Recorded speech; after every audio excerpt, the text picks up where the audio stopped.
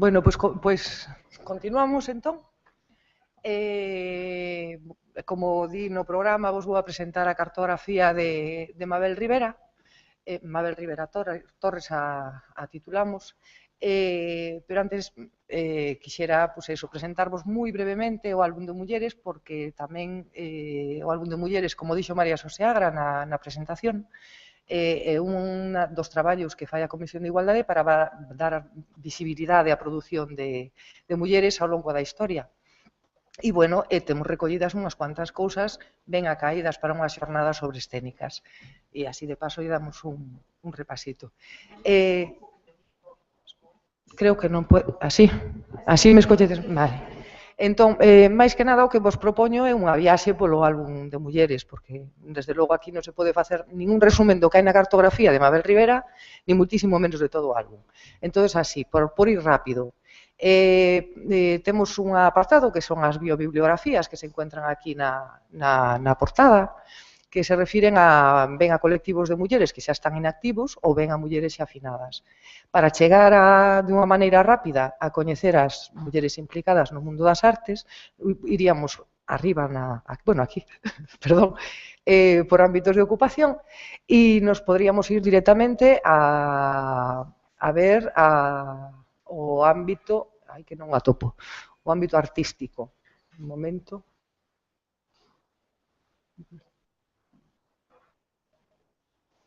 Anda, que aquí está pequeniño. E, bueno, aquí nos topamos tedes entrada a Amparo Bajar, Josefina Blanco Tejerina, María Casares, bueno, mulleres, algunha muller da música. Temos misturado neste espacio mulleres de todo o mundo das artes, tanto pintoras como escultoras. Tedes tamén a de Marisa Soto, María Valverde ou Marisa Villanueva.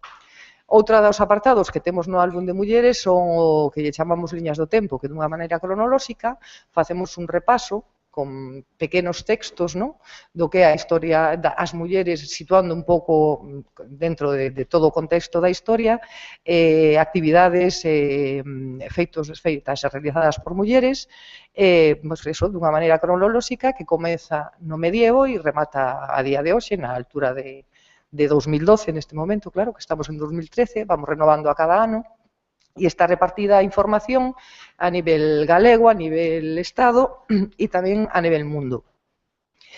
Outro dos apartados que temos é o de especiais, que o que facemos é tocar un tema en concreto, unha cuestión en concreto, en profundidade a nivel documental.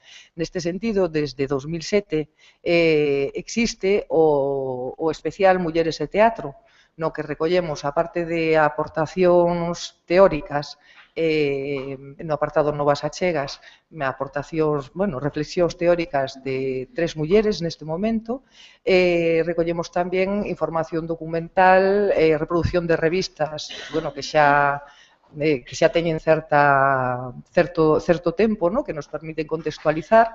Recuperamos tamén unha serie de textos, incluso de textos inéditos, e aportamos teatro, grabacións de teatro radiofónico, e finalmente a través de ligazóns construímos, tenemos o apartado experiencias, que reproduce un artigo de Festa Palabra Silenciada de ano 88, e a partir de aí construímos a base de ligazóns. Recuperamos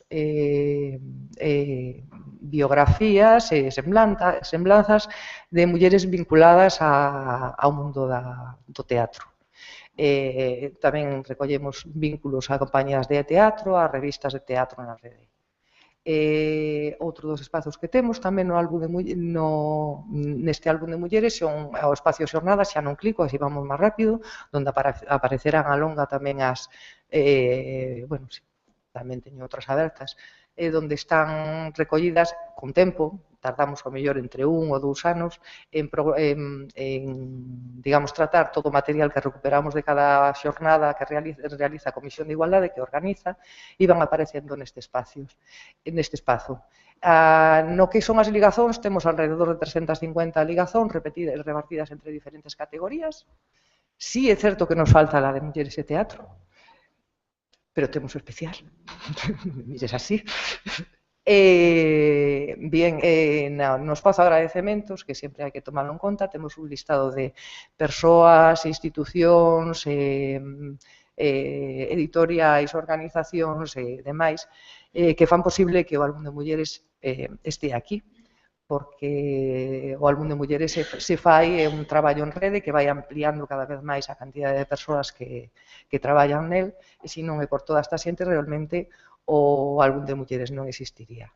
Chegamos entonces ao apartado cartografías, que se vincula a unha xornada, e o que subxace a cada cartografía é un traballo de documentación que comezamos en xaneiro e o presentamos na chegada destas xornadas dedicadas a unha muller concreta.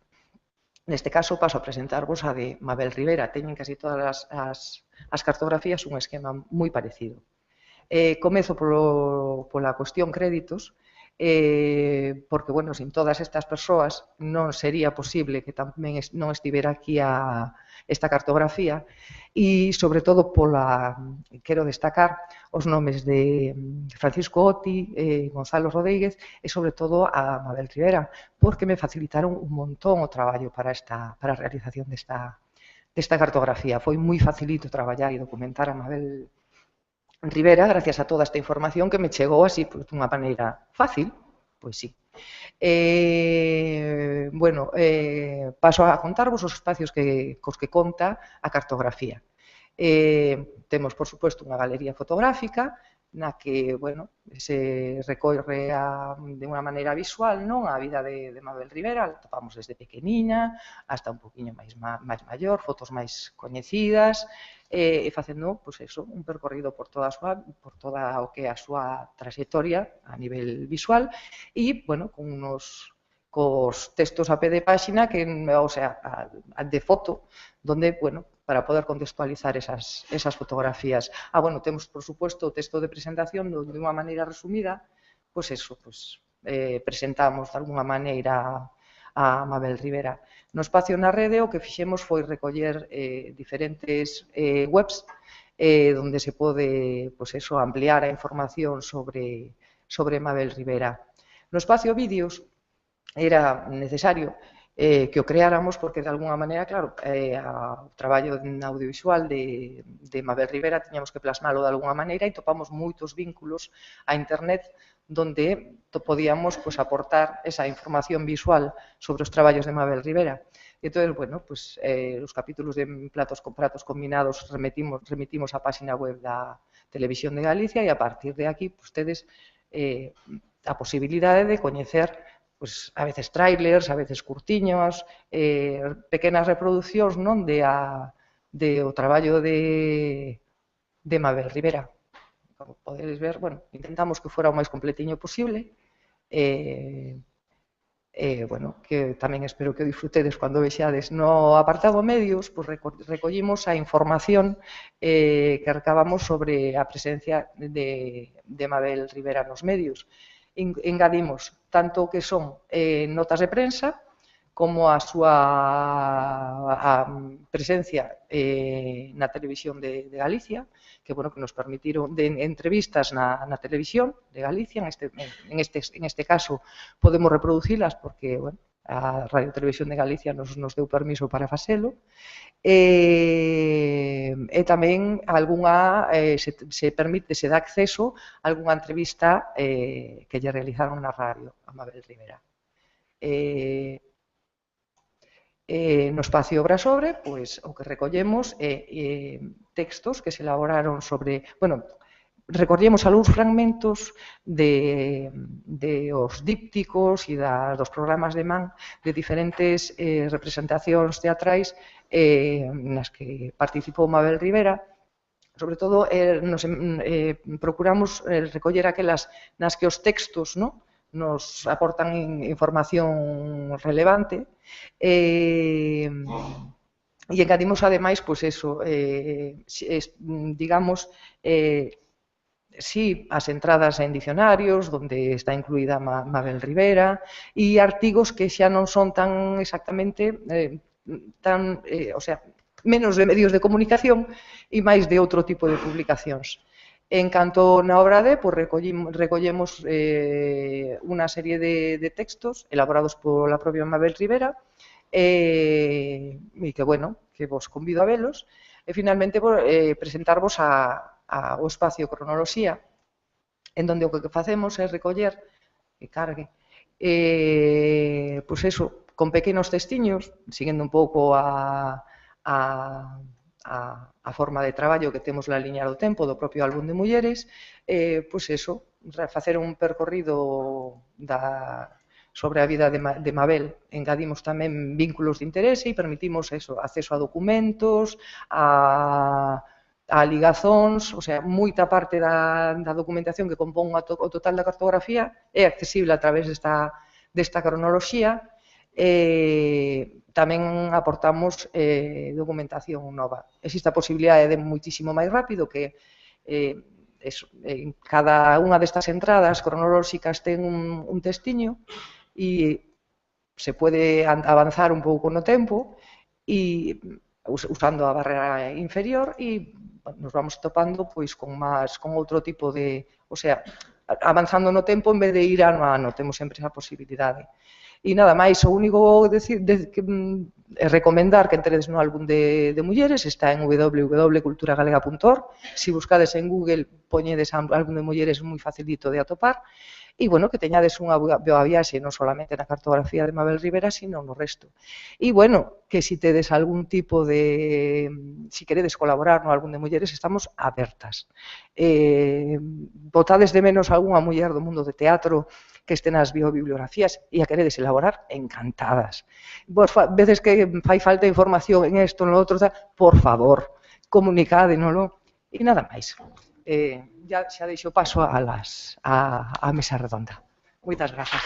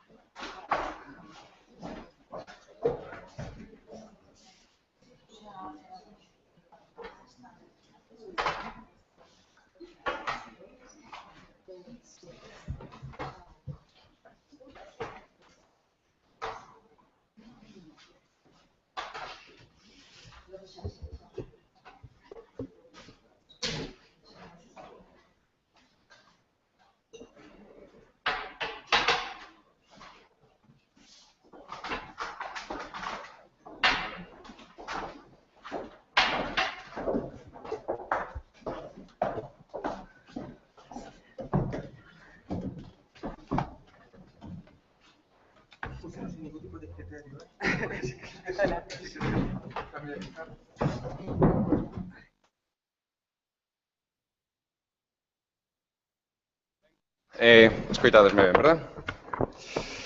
Bo día a todas e a todos outra vez e moitísimas gracias por participar nesta xornada homenaxe a Mabel Rivera, organizada pola Comisión de Igualdade deste Consello da Cultura Galega, que agora, tal como ven no programa, vai desenvolver unha mesa redonda na que participarán pois, as persoas que están aquí comigo sentadas, que agora os presentarei.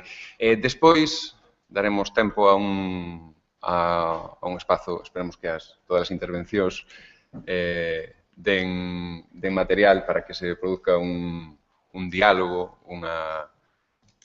un diálogo entre eles e, sobre todo, con vos, que sería interesante, pero sabendo que está Mabel e que tanto ten intervido e tanto ten animado moitos debates, seguro que sí, que das caña como para que se produza.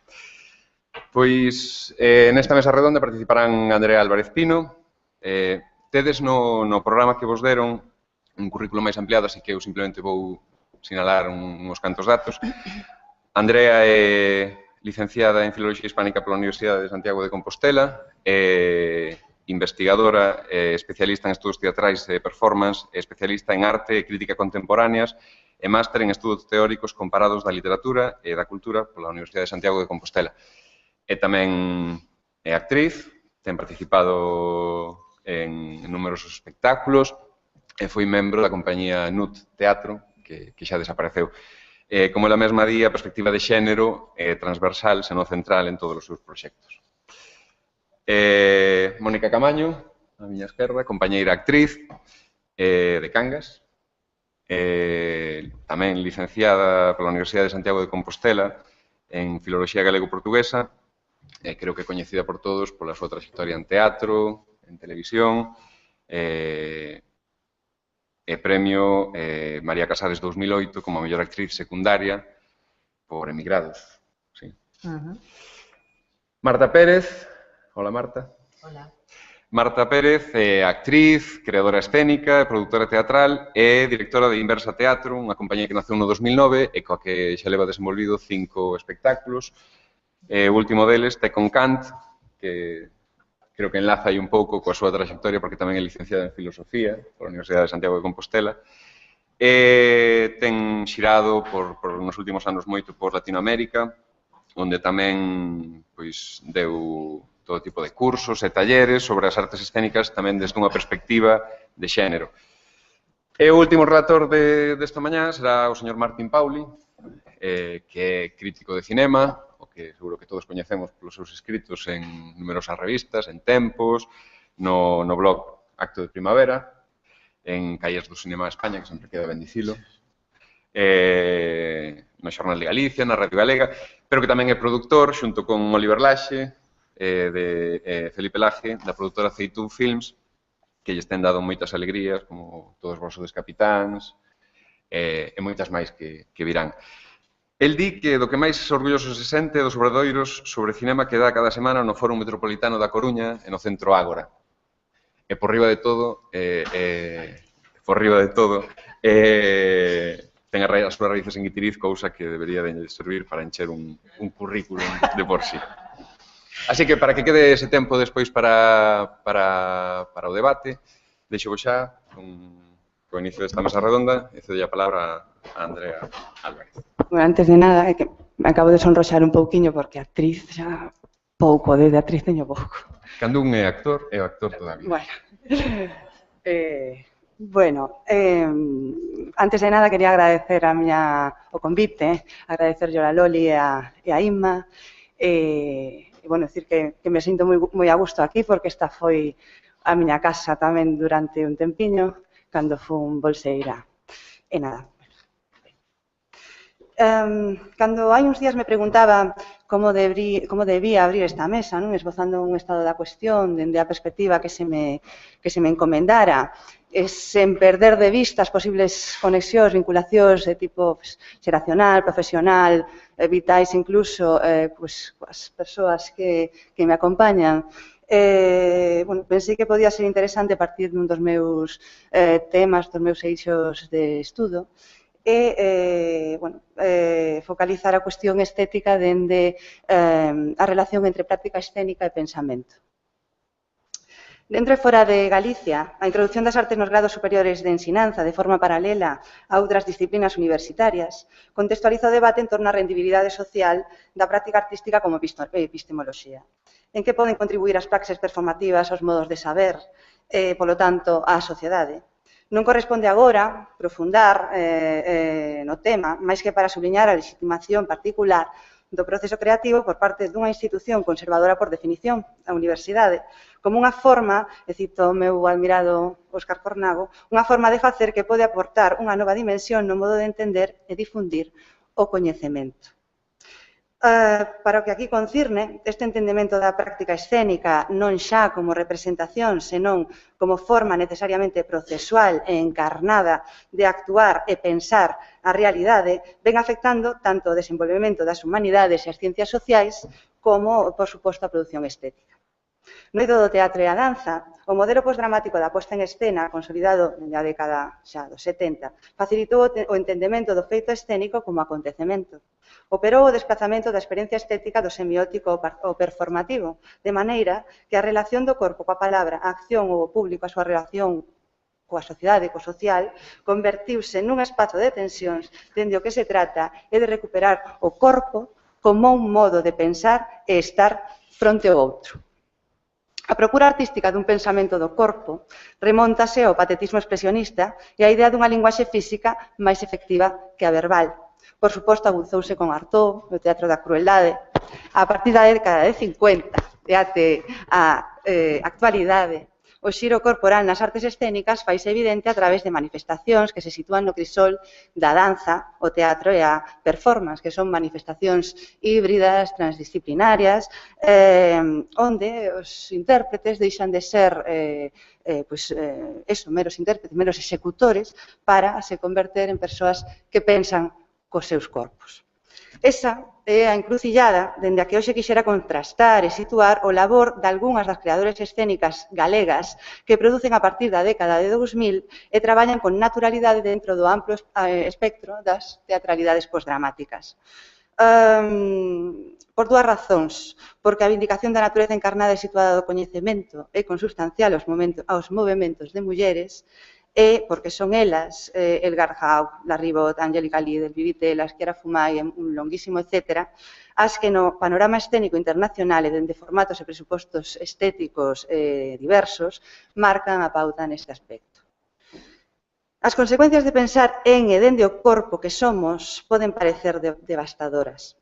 En Flor de Oso, o solo de danza-teatro creado en 2010 por Estela Llobes, en colaboración con Ana Buitrago, Gen Iglesias e Xías Rozas, a creadora reflexiona en torno á súa vivencia persoal da danza, que di é unha danza pequena que se volve máis intensa canto máis diminuta e invisible é.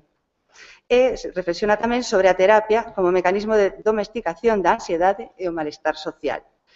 Dende a non ficción, Estela violenta o seu corpo, que é o foco da montaxe. Acupuntura, friaxe, calma tensa. Corre, no momento da montaxe, corre sen se mover do sitio, sen avanzar, e esgotada e con grande organicidade, exhala. Yo no sé hablar, utilizo mis piernas como si fueran mis palabras, y esto me permite dibujar un gran interrogante que avanza, y avanza, y avanza, y avanza, y avanza, e avanza. O lugar da palabra faise así visible, e o mesmo acto de enunciación entra en tensión coa materialidade radical do acto de pensar. Procúrase así a apertura dun espazo de experiencia que excede a linguaxe, o que exixe un desplazamento cara ás marxes do espazo convencional da representación. Conséguese así crear un espazo distinto de presentación, que só pode realizarse de maneira performativa, é dicir, como acción en proceso, como acontecemento e presenza inmediata. Trátase dun espazo non semiotizable, é dicir, non reducible a un sistema de signos, por ser fundamentalmente un lugar de afirmación dunhas intensidades que non poden expresarse máis que de modo sensible, de modo sensorial e moito menos de maneira intelectual. Sobre a mesma base do posdrama, dende un entendemento activista do escénico como sitio para o pensamento e a acción social e política, Té con Kant, a última produción de Inversa Teatro, escrita e dirixida por Marta Pérez e María Caparrini, é un espectáculo para público reducido que experimenta coa hibridación entre a ficción teatral, o cabaré, o debate didáctico e incluso a conferencia performativa. Con humor, pero sen descoidar o rigor do discurso, os personaxes, dúas mulleres coetáneas de Immanuel Kant, buscan mover o público a pensar e actuar sobre a problemática moral actual a partir do debate e análise comparativa das vantaxes e inconvenientes morais da época ilustrada. O contrasinal para poder asistir a este ensaio escénico, chamolle conscientemente ensaio escénico, é significativo. Saber aude, atrévete a pensar. A ficción funciona como pretexto para a posta en escena do discurso ensaístico no seu facerse. A condición de cientificidade dese discurso descansa, precisamente, na escenificación do método e o proceso da súa elaboración. A visibilidade do facerse dunha investigación en torno a un tema implica tamén, lóxicamente, a visibilidade do propio suxeito de coñecemento. evidenciase na súa natureza encarnada e localizada nunhas coordenadas materiais, sexuais, xeracionais, profesionais, nacionais, epocais, etc., concretas, que desmontan in situ a falacia do suxeito universal de coñecemento defendido polo racionalismo. E con Kant introduce así un dos piares da axenda feminista, as políticas de localización e a noción de coñecementos situados íntimamente relacionadas coa memoria e a obxectividade das perspectivas parciais. O teatro é político pola súa natureza eventual e de socialización, e non tanto pola temática que aborda. José Antonio Sánchez explica con moita concisión, me permítome citalo. La consideración del teatro como espacio político deriva de la voluntad de actores y espectadores de abrir un diálogo que afecta a la convivencia, la comunicación directa de la aceptación de una convivencia temporal, de una presencia compartida y activa. La concreción tiene que ver con la puesta en juego de los cuerpos. Unha posta en xogo que é sempre unha posta en risco, porque os corpos son materia inflamable, son intercambio de enerxías, de fluidos, de forzas que se cruzan, de afectos, de relacións. O corpo posdramático sitúase na materialidade do xesto e do movimento, así como na súa capacidade, na do corpo, para afectar, activar e conectar cos outros, nun encontro sempre ritual que é a razón de ser última do teatro, ou primeira. Algo, isto último, que paga a pena ter en conta nun momento histórico de feroz capitalismo cultural e, por lo tanto, de mercantilización da experiencia, dos soños, do desexo, do medo, do amor, da enfermidade, incluso. Neste escenario, o teatro de Boadora, con Marta Pazos á fronte, ofrécese como resistencia, resiliencia e transformación, que diría Jorge Dubati. É resistente non nun sentido activista, senón porque no plano da vivencia propón a volta a ese primixenio do teatro, a sinxeleza e a intensidade do encontro festivo e ritual. En definitiva, un tipo de experiencia necesariamente física e intersubxectiva que non admite reproducción técnica nin expropiación. Na triloxía Lugares Comuns, da que a multipremiada Tokio 3 é a derradeira entrega, as narrativas contemporáneas do individuo, do cotiá, do íntimo, do próximo ou do local preséntanse conscientemente dende o lugar común original, o teatro, dende o facerse da comunidade do teatro, dende a convivencia festiva e ritual da que antes falábamos, que é sempre un acontecemento nun espazo-tempo compartido de mortalidade, de vida. Nos proxectos Boadora, esa recuperación estilizada do rito e do común sublimase a través da música en directo. Polo demais, as estrategias compositivas de acumulación, o fragmento, a contaminación, resultan nunha colaxe pop de grande soltura plástica, mediante que os espectáculos da triloxía, Periferia, Super 8 e Tokio 3, son e non son, ao mesmo tempo, comedia, danza, concerto, metateatro, performance, cabaré e musical. Neles, a experiencia estética e coñecemento sensual dos corpos na súa capacidade para establecer relacións. Relacións moitas veces sorprendentes co outro e co mundo. En definitiva, para desvelarse os corpos a sí mesmos na grandeza do común, do cotiá, e dende aí facer o común a comunidade. Nesta mesma liña, ainda que non vou entrar, digamos, a describilo, da estética como coñecemento sensual e perceptivo, estarían, por exemplo, o traballo de unha compañía de teatro físico e visual para todos os públicos, que como é Elefante Elegante, por exemplo, que tamén está, bueno, neste caso, codirixida por unha muller, María Torres. O cruzamento do teatral e o performativo, en diálogo coa multiplicación das posibilidades espectaculares que ofrecen as novas tecnoloxías, produce prácticas diversas que, se ben non admiten definirse propiamente como teatro, si responden a un concepto expandido das artes escénicas, entendidas como artes da comunicación directa entre un actor e un espectador en calquera contexto social ou mediático. Por exemplo, o MUSAC de León de programar un ciclo de conferencias performativas, que ademais podían seguirse en vivo, en streaming. Bueno, pues sería un, isto foi a fin de semana pasada, pues eso sería un exemplo, ¿no?, de práctica expandida, ¿no? Entre as creadoras galegas que experimentan neste campo, podíamos citar, por exemplo, a Antía Otero, con Retrovisor, nun proxecto que la mesma etiqueta como Poesía Expandida, a Ángela Branco, con Fume, un proxecto entre o cinema expandido, a videodanza e a arte de acción, que, por certo, foi premio Injuve 2012, cando a outras dúas artistas galegas moi noviñas, unha delas, Alba Fernández, unha performance que se desarrolla dentro dun cubo tremendo de plástico e que parte, se inspira nun texto 448 Psicose que deu significativo porque é un dos textos, se entráramos a falar dos textos que as creadoras galegas poñen en escena, Sara Ken agora mesmo sería un dos expoñentes, un dos referentes, non? Bueno, pois por outro lado temos as churras, con Iria Sobrado, Nerea Barros e Xiana Carracelas, que tamén mesturan performance, videocreación, bueno. Unha das creadoras máis activas neste campo é María Roja, actriz e membra do colectivo de performance A Intemperie. María Roja colabora con Berio Molina, da comunidade de arte digital libre Alga, na realización de accións complexas. Entre elas, de Buison, maquillaxe aumentada, unha aproximación mediante o fenómeno sonoro e unha interfaz de interacción e relación co corpo, a maquillaxe ao debuxo sonoro dende a idea do minúsculo. A maquillaxe de cores especialmente escollidas e controladas para facilitar a transmisión do son imprimen no rostro un rexistro co que actuar mediante o movimento muscular e que é capaz de xerar a reproducción, repetición e creación aleatoria de son. En relación directa coa performance entendida como instrumento ou metodoloxía de investigación, María Roja e Berio Molina volveron colaborar dentro dun evento moi interesante, a residencia Artropopó de 2013, que leva por subtítulos Interseccións artísticas entre corpos, tecnoloxías e ecoloxías, que era un laboratorio de verán que se celebrou durante 10 días de agosto en Baleiro, un espazo que está ligado á Facultade de Filoloxía da USC.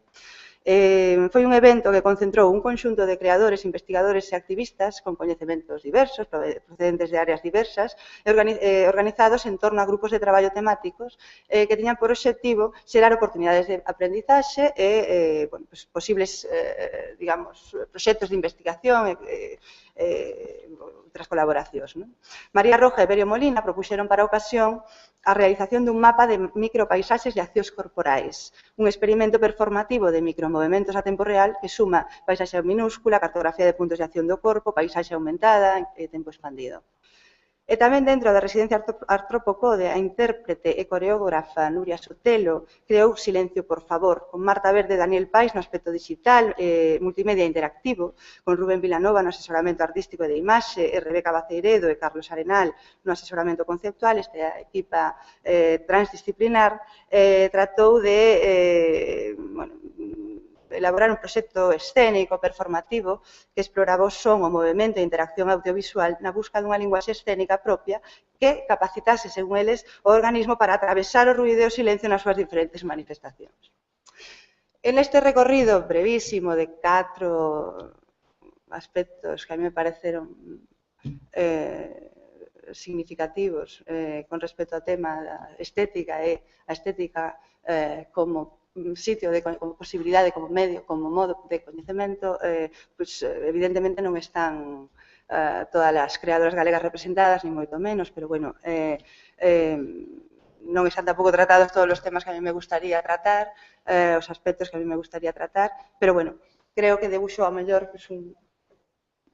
unha paisaxe o suficientemente interesante, que espero, para xerar algún tipo de conversa na mesa.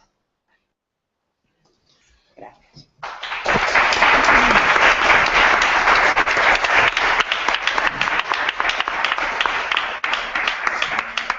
Gracias, Andrea. Ten a palabra Mónica Camaño. Non sei se queres que lea o título da tal. Non fai falla. Bos días. Grazas ao Consello da Cultura Galega, especialmente á Comisión de Igualdade, por artellar esta xornada que considero fundamentais e necesarias para ter encontros para isto mesmo, para o que pretendemos que xurda hoxe, que sexa debate, cambio de ideas, búsqueda de vías, falar e intercambiar, porque ás veces con este mare magnum estamos tan obsesionados que a mellor non temos tempo nin a escoitarnos, nin lugares para falarnos, non? É unha mágoa que nos coincida con este día de loita contra a vergoña, a parte de outras vergoñas que tamén chegan outros ecos, non, por aí, Pero bueno, para ir enfocando a miña intervención, é curioso que xa antes Yolanda incidiu nun punto que a min me gravaba, non? Desde que me convidaron para esta xornada. Como temos o sistema teatral ou das artes escénicas galego para que poidamos prescindir dunha traballadora, dunha muller como Mabel Rivera. Pareceme curioso, non? Cando menos. A profesión vou ler porque senón teño medo de empezar a sair por comentarios e derroteiros e xa falaremos logo en tal caso. A profesión das artes escénicas na encrucillada actual. A encrucillada veu de cote canda nós, ese cruce de camiños que acompañou a nosa historia, que colleu asento na nosa iconoloxía, que abrollou na nosa literatura, tamén na dramática, conformándose na tópica imaxe poderosa que transita pola nosa cultura, asoma hoxe agochando ese outro termo que abaza o existir do universo mundo, crise. O teatro sempre estivo en crise. Fin da cita. Creamos e crecemos en eterna crise. É un cantar levado e traído en xornadas de estudo e debate, recollido por múltiples voces teóricas e oficio, pero permitídeme que non queira coller ese carreiro. Así mesmo, coido que non é preciso repasar conceptos como o dereito á cultura ou a responsabilidade dos organismos públicos para garantir ese dereito, incidindo no compromiso de fomentar a identidade cultural de Galicia e que o tempo free a ditadura dos mercados. Con todo, voume dar a licenza de traer aquí unhas liñas que podemos ler entre as fins da AGADIC, que é a Axencia Galega das Industrias Culturais. E destaco 3. Garantir o progreso da cultura galega e, nomeadamente, a normalización e o impulso do idioma galego como medio para promover e fomentar a identidade cultural de Galicia, o desenvolvemento social, o crecemento económico e o diálogo intercultural. Outro punto. Impulsar a participación, consolidación e cooperación das empresas e profesionais na produción, creación, conservación, difusión e comercialización do patrimonio cultural galego nun mercado dinámico, sustentable e plural que fomente a participación cidadá e, atención, coido que é de salientar, e remova os obstáculos que poden dificultar o acceso á cultura, especialmente dos colectivos menos favorecidos. Outra liña que quería destacar tamén entre as fins da AGADIC é fomentar a demanda de produtos culturais na sociedade galega co fin de promover a orientación ao mercado das empresas, mellorar a viabilidade dos seus proxectos, achegar recursos propios e aumentar o peso relativo do sector no sistema productivo galego. Tampouco vai ser preciso incidir na loita polo exercicio da profesión con dignidade, coa fin de consolidar a calidade do traballo ou a defensa do traballo en continuidade, garantidas a través de plataformas de exhibición e programacións estáveis que a un tempo contornen a eiva sempre denunciada da precariedade laboral nacida da incerteza, procurando a vez a captación e fidelización do público. Deste percorrido algo fica, e aquí temos a Escola Superior de Arte Dramática desde 2005, ou outro exemplo está no Convenio de Actores e Actrices asinado no 2009, a cuestión está en como vai ser a defensa da súa vixencia, a defensa como vai ser tamén de programacións estáveis que foran collendo corpo e froito nas comunidades onde foran traballadas con claro apoio de públicos, porque tamén estaba por detrás a res pública e, como dicía antes, outra cousa vai ser agora exercermos a profesión. O mundo das artes escénicas conforma un microcosmos que dá idea do que acontece no escenario da realidade convulsionado pola crise. Falemos claro, a crise do sistema capitalista tan excusada no noso campo con tópicos tipo oportunidade para a creación ou, no xeral, para as persoas emprendedoras como oportunidade para cometer cambios vitais e profesionais. Deixémonos de andrómenas. Ese proceso temoroso de quebra brusca do vello, sen que remate de nacer o novo, ese proceso de areas movedizas baixo os nosos pés no que temos que manternos a procura de non sabemos o que, non só agrilloa a quen dita as normas, non agrilloa a quen dita as normas, aos que xogan cos mercados, a que manipula a marioneta de fíos apodrecidos, malia que nos venden un espectáculo de ilusionismo. É fácil e cómodo teorizar filosóficamente das bondades que poida reportar a crise, pero mantendo as distancias. O da crise é un espectáculo dantesco. abáfanos de incerteza, queima a intelixencia na procura do graal da subsistencia e atórdanos porque insiste en acompañarse do medo. Cando o que facer se converte en obsesión, anúlanos e dificulta as proxeccións no futuro. Por iso non quero falar só dos drásticos recortes nos investimentos de cultura que se traducen nos altísimos índices de paro de ata un 90% en actores e actrices, da inactividade das compañías cando non o peche por non atopar camiño entre a morosidade da administración e o desmantelamento das programacións estáveis, que se ven minguadas ou cortadas de vez como os camiños de cultura recuperada agora, ou máis ben resucitado neste mes de decembro, de xeito peregrino, entre aspas, ou a resurrección, entre aspas, da feira en mostra ou o calvario, entre aspas, da burocratización e mesmo clientelismo que disfraza a transparencia coa que debe actuar a administración. Desculpas polo cinismo empregado nos termos, pero estamos tan perdidas a xentes do teatro? Porque o que sí estamos a constatar é a desprofesionalización no noso sector, cada vez máis atomizado, polo tanto, máis precarizado. Haberá quen diga que se pechou o teto das axudas públicas, que tiñamos que ter feito os deberes, que vivimos por riba das nosas posibilidades. Vaya, coñecemos o cantar.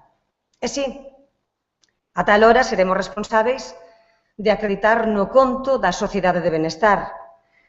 Sí, porque acreditamos en que realmente tiñamos uns dereitos fundamentais, conquistados por mulleres e homes ao longo dos séculos, por mulleres e homes, dicía, que agocharon o medo para facer o camiño da humanidade. Estou a falar do escenario real ou dos escenarios teatrais.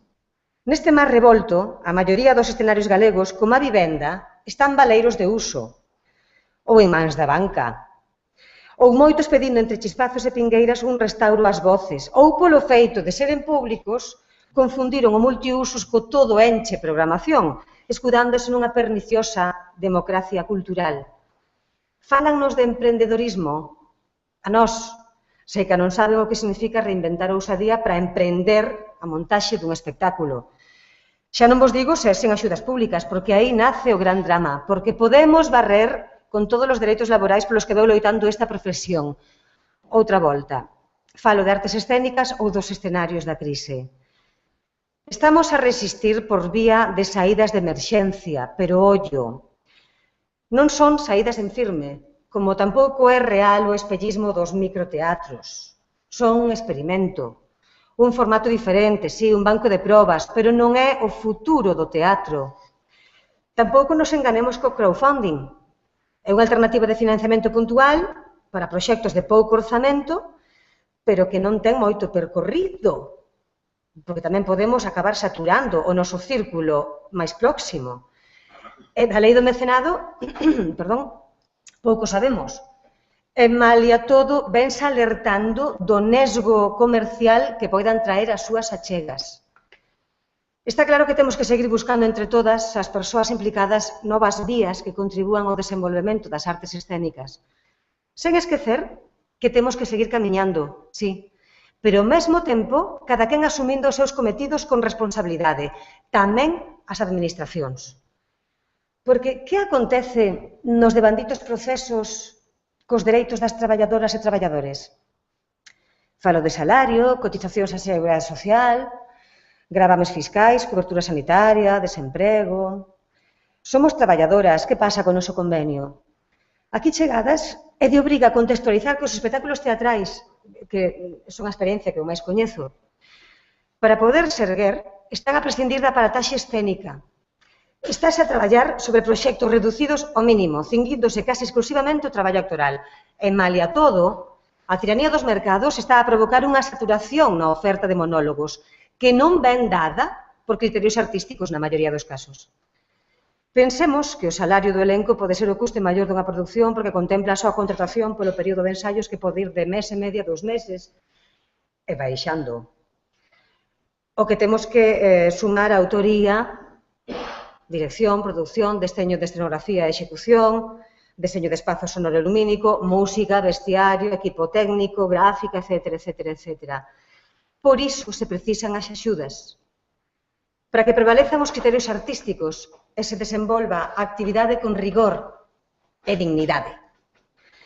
Compre denunciar a trampa de escachar o convenio na que empezan a caer profesionais da interpretación e mesmo un intrusismo que a ninguén favorece, a non ser que non se ame este oficio, este arte, porque nese totum revolutum só vai agromar a necidade. E perdoado drástica que son, pero levou anos construir un tecido profesional e insisto varias veces neste relatorio cara a prol da especialización, cara ao rigor e cara á dignidade na execución do traballo. E o público? Por unha banda, escoitamos falar de que debe ser o público quen marca a pauta da escolla da oferta. Moi ben, daquela dotemos de ferramentas a ese público, nutrámolo cun abano variado de oferta de propostas que acompaña a vida dese espectador ou desa espectadora e que descubra que o teatro non é só lecer. E, polo tanto, para iso teremos que acompañar ou teremos que incluir o teatro e as outras artes no ensino, sen obviar, por suposto, o aporte de cohesión social á comunidade. E, pola outra banda, preténdese que sexa o público quen financie integramente os espectáculos. E sabemos o prezo desas entradas para garantir o mantemento das producións con rigor e garantías laborais? Porque daquela estaremos contribuindo a establecer discriminacións fatais, como no ensino, como na sanidade, como nos servicios sociais, porque poucas serían as persoas que han de se permitir o luxo do teatro e da cultura. Hai poucos días, perdóademe esta discusión, aparecía a noticia nun xornal de tirada estatal que falaba da estrea para fins desta semana dun espectáculo de Ibsen, coido que era o Intruso, no que se falaba, en Broadway, no que se falaba que nunha semana levaban recadado case €1 millón. Falábase de que o prezo medio das entradas era $150. Había entradas que se pagaban incluso a €600 de persoas curiosas para encheren un auditorio de 1000 plazas. Eu pensaba que por ver a Ibsen, por ver a unha parella de actores en escena traballando sobre unha infidelidade, que, non? É dicir, estes son os rumos porque en Estados Unidos o teatro de cartel que aquí nos chega é como se mantén, a golpe de dinámicas de billeteira. O público precisa de investimento e, como xa dixemos, unha parte dese aporte económico vai canalizado a través de nós na produción de espectáculos, pero outra parte fundamental ten que seguir sendo investida en programas de captación e de exhibición. Debecemos polo noso traballo. Os mellores momentos da vida de calquera actriz ou actor, bailarín, artista de circo, mago, son cando está inmersa en procesos de ensaios, que lle leva as horas do día e mesmo da noite, cando está no escenario traballando. Porque se nesta sociedade vil estamos abocadas á utilidade, imaginádevos a cabeza dunha actriz sen traballo e sen renda básica. As palabras "para que vallo" a martelaren na súa cabeza. Eu era traballadora con orgullo do seu oficio, cando as compañías tiñan bolos e non só na fin de semana, ou che cadraba unha montaxe daquelas, cando o CDG era o Teatro Nacional Galego e facía uns 3 espectáculos por ano con elencos de ata 26 actores, como Noxel Mírez, e tamén era o mesmo director. Que mudou logo? Que lugar ocupa agora a cultura?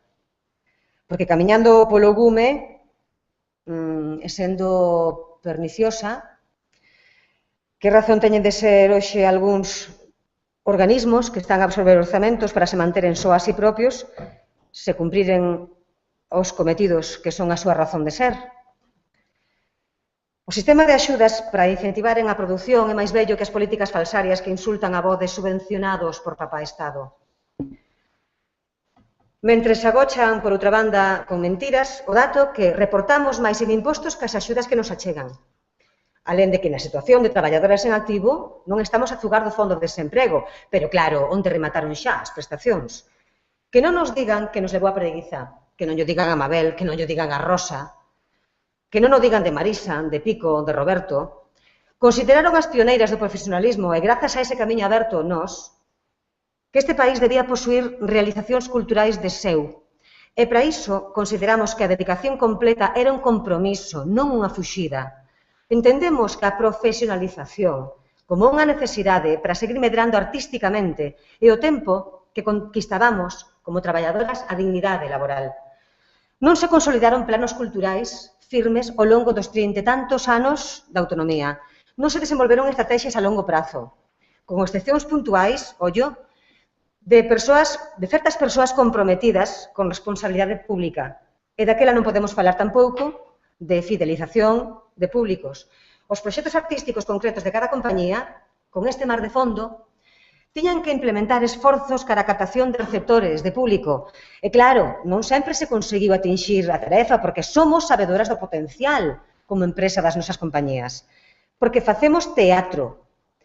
E iso deberá absorber todos os nosos esforzos. Agora semella que o rumbo ben marcado pola capacidade dos plans de marketing.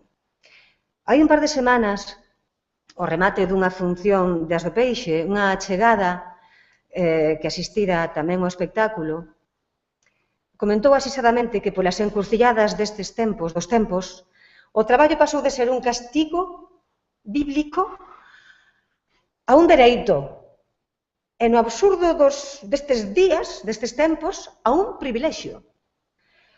Privilexio a educación, privilexio a saúde, privilexio a vivenda. E quixera traer neste punto a luz de Roberto Vidal Bolaño, cando en algún momento se definiu así mesmo como un señor maior con sombreiro e bigode, que de xeito absolutamente irresponsable persiste na estúpida teima de vivir por e para unha das profesións hoxe en día máis absurdas do mundo, e, sen embargo, por iso, máis grandiosas. Haberá 20 anos que comezou a miña vida profesional, daquela podía vivir do meu traballo como actriz de teatro, e ese foi o engado.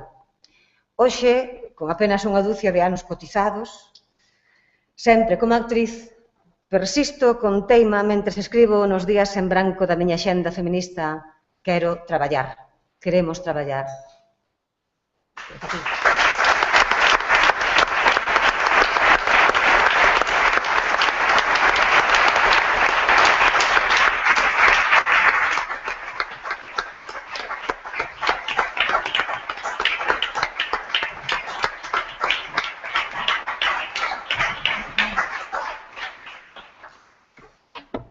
Moitas gracias, Mónica. Ten a palabra Marta Pérez. Ola, moitas gracias ao Consello da Cultura Galega, a Comisión, a Dolores, pero sobre todo a Inma por convidarme a estar aquí. O relatorio que vou expoñer titúlase Ser actriz, ser directora, a ollada feminista hoxe en Galicia. Esta intervención debería partir dunha foto de portada aparecida no suplemento del País o día 30 de setembro de 2007. Por cuestións que poden parecer incribles e que non vou narrar, nin propios xornalistas del País, nin no propio centro de documentación de dito xornal, puideron conseguirme nin facilitarme tal foto. Así que vou explicar o que era esta foto. A imaxe en sí reflexaba un grupo de actrices, as protagonistas da película 13 Rosas, dirixida por Emilio Martínez Lázaro, nas que se narra a historia de 13 mulleres militantes das Xuventudes Socialistas Unificadas durante a Guerra Civil Española. Mais eu non me vou deter na historia, senón na imaxe en sí que tal día aparecía no suplemento do xornal.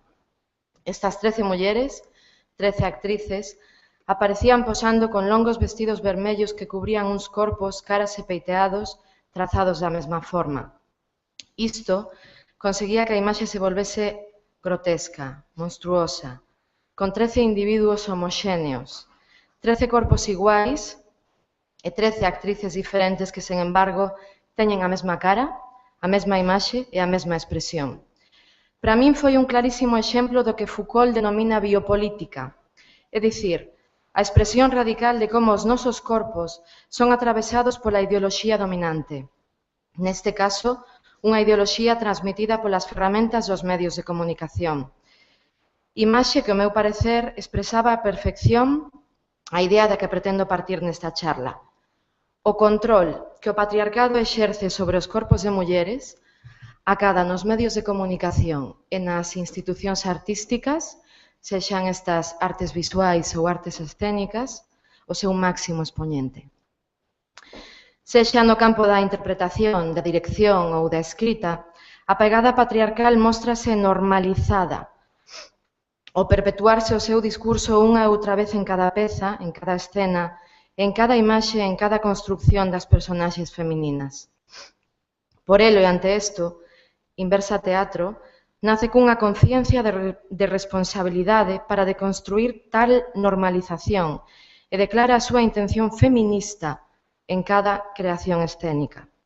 Por ser actriz, creadora e directora dunha compañía, debo ter claro que a sociedade situou a muller como espello da imaxe do home e en resposta á escritura masculina construiu personaxes femininos na ficción, desde unha perspectiva que non ten moito que ver coa condición da muller na realidade. Por elo, a muller, ontolóxicamente, non está nun lugar, senón que está nun non lugar, é dicir, nun lugar que non lle pertence, anónimo, impersoal, un lugar de pasaxe, ao igual que as actrices de 13 Rosas, que non estaban no seu propio corpo, senón no imaginario colectivo do que en teoría significa moitas veces ser actriz, que é ser fermosa e dar ben ante a cámara. Como teño mencionado noutras ocasións, inversa non significa o contrario, senón que significa aquilo que non está establecido. Esta é unha expresión que tomo do filósofo Sánchez Ferlosio. Isto quere dicir que non abonda con que as mulleres tomemos a palabra, a dirección e a acción, senón que nós mesmas debemos inspeccionarnos. Polo tanto, o problema non é soamente da escrita masculina. Debemos preguntarnos como escribimos as mulleres, como interpretamos as mulleres, e máis aínda, como nos escribimos e nos interpretamos as mulleres. Poderíamos afirmar que non adscribimos a fantasía masculina sobre nós? Somos susceptibles de sustraernos da historia, da religión, da familia e da práctica social que nos negou durante máis de 2013 anos? Creo que non. De feito, as mulleres, con ou sen conciencia, somos reproductoras e cómplices do sistema patriarcal. Por iso, para a inversa, a importancia non é soamente que as mulleres tomemos a palabra e a acción, senón facernos a pregunta desde onde estamos falando e desde onde estamos actuando. Atopar a maneira de situarnos dentro dunha nova dramaturxia e que facer, un novo teatro e unha nova teoría teatral desde a decolonización do coñecemento segue sendo un reto fundamental. Seguir traballando no feito de que interpretamos e producimos imaxes de nós mesmas desde o patriarcado, con boa intención ou non, segue sendo tarefa prioritaria. Por elo, en inversa, teño dous retos fundamentais. Comezar a pensarnos como mulleres e comezar a pensarnos como mulleres artistas para poder amosar ao público estas inquietudes. Estes dous retos pasan pola responsabilidade, como antes mencionei, non só de tomar conciencia desta realidade, senón de plantexala en si mesma. A creación escénica desde o feminismo ten un forte sentido, porque revela sistemas de dominación que están inscritos na propia historia da creación. Facer as cousas á inversa, desde aquelo que non está establecido, desde ese non lugar para facelo visible. De aquí, a importancia de articular unha escritura feminista que sexa crónica dunha cultura e dunha realidade do excluído, daquilo que foi sacado do chamado mundo real cara ao borde e que precisa ser incluído, ser nomeado, dicirse, pensarnos, facelo desde o esquecemento e facelo contra o esquecemento de tentar recuperarnos, autorrepresentarnos de maneira que poidamos reconciliarnos coa nosa condición histórica, de xénero. Actuar na orde da representación, do acontecemento e do pensamento, na crenza de que algún día esta acción de liberdade se desprace á orde do real. Atreverse a poñer sobre a escena aquilo que non se quere dicir ou que non se quere facer. Amosar os corpos heteroxéneos de mulleres e, polo tanto, das actrices. Romper estructuras de personaxes históricas. Por que debe ser doce aquela actriz de físico delgado? Por que debe ser dura aquela actriz de físico contundente? Por que tan sequera teño que mencionar un físico específico para realizar esta descripción? Porque me teño atrapada na linguaxe patriarcal. Por que todas debemos ser como as 13 Rosas? A resposta debe ser a negación da propia pregunta para pasar á acción. E como actriz, Por que teño que pretender ser semellante a outro corpo cando se pousa unha ollada sobre min, sexa esta dunha cámara ou dun público? Por que debo perpetuar unha imaxe, un físico, unha forma coñecida? Debo ser consciente de como a biopolítica que antes mencionei si existe e se move no real. Por tanto, é preciso resistir para non ser atravesada polas imaxes dos medios de comunicación que só negan, unha vez máis, o concepto que de nós mesmas temos. Un concepto de muller que se estende ao corpo e tamén ao ser ontolóxico e, polo tanto, o ser creador. Só desde esta resistencia podemos elaborar un discurso revolucionario, que é o que significa feminista. E precisamente para resistirme e denuncialo, nada mellor que facelo públicamente, sobre un escenario, é dicir, de xeito político. Como de igual forma emprego a palabra feminismo fronte a aqueles discursos que tratan de desprestixialo, apelando á universalidade e liberdade na creación. Discursos e prexuicios que o propio patriarcado introduce para desmantelar a idea feminista, porque a universalidade e liberdade na creación pasaría precisamente por escoitar a todas as voces do universo, é dicir, pola esencia mesma do discurso feminista, porque mentres non nos repensemos como mulleres artistas e suxeitos creadoras, seguiremos sendo obxectos da outra metade do universo. Porque, seguindo unha idea que manexo na última obra de Inversa Teatro que se chama Té con Kant, eu pregúntome que é ser libres. Que significa ser libres? Dicir que somos libres no acto de creación é mentira, xa que a liberdade non ten un carácter meramente metafísico, senón que dependemos de múltiples factores á hora de crear. E cada vez que dicimos ou escribimos algo, temos que saber que ese discurso é un produto do meu xénero, da miña clase social, da miña procedencia étnica, da miña idade e da miña familia. Temos que saber que o capitalismo e o patriarcado se apoderou da nosa linguaxe, do noso corpo e de todo o que nos conforma. Por tanto, a creación non pode escaparse a este sistema ontolóxico e nauseolóxico que é o patriarcado e que nos impón as categorías de percepción da realidade. E por todo isto, Inversa non quere ser nin participar desa idea terrorífica que significa a portada desas 13 rosas, aínda que sí quixera amosar rosas, pero de diferentes cores, tamaños e formas, rosas heteroxéneas para romper a imposición da normalidade homoxénea, unha rosa azul, verde, amarela, vermella, branca, múltiple, diferente, que linde con formas irrecoñecibles, rosas fortes, con autonomía, reais, tanto no escribir como no dicir como no actuar. Unha rosa como a homenaxeada de hoxe, Mabel Rivera, que teño que decir que non te coñezo moito, pero gústasme.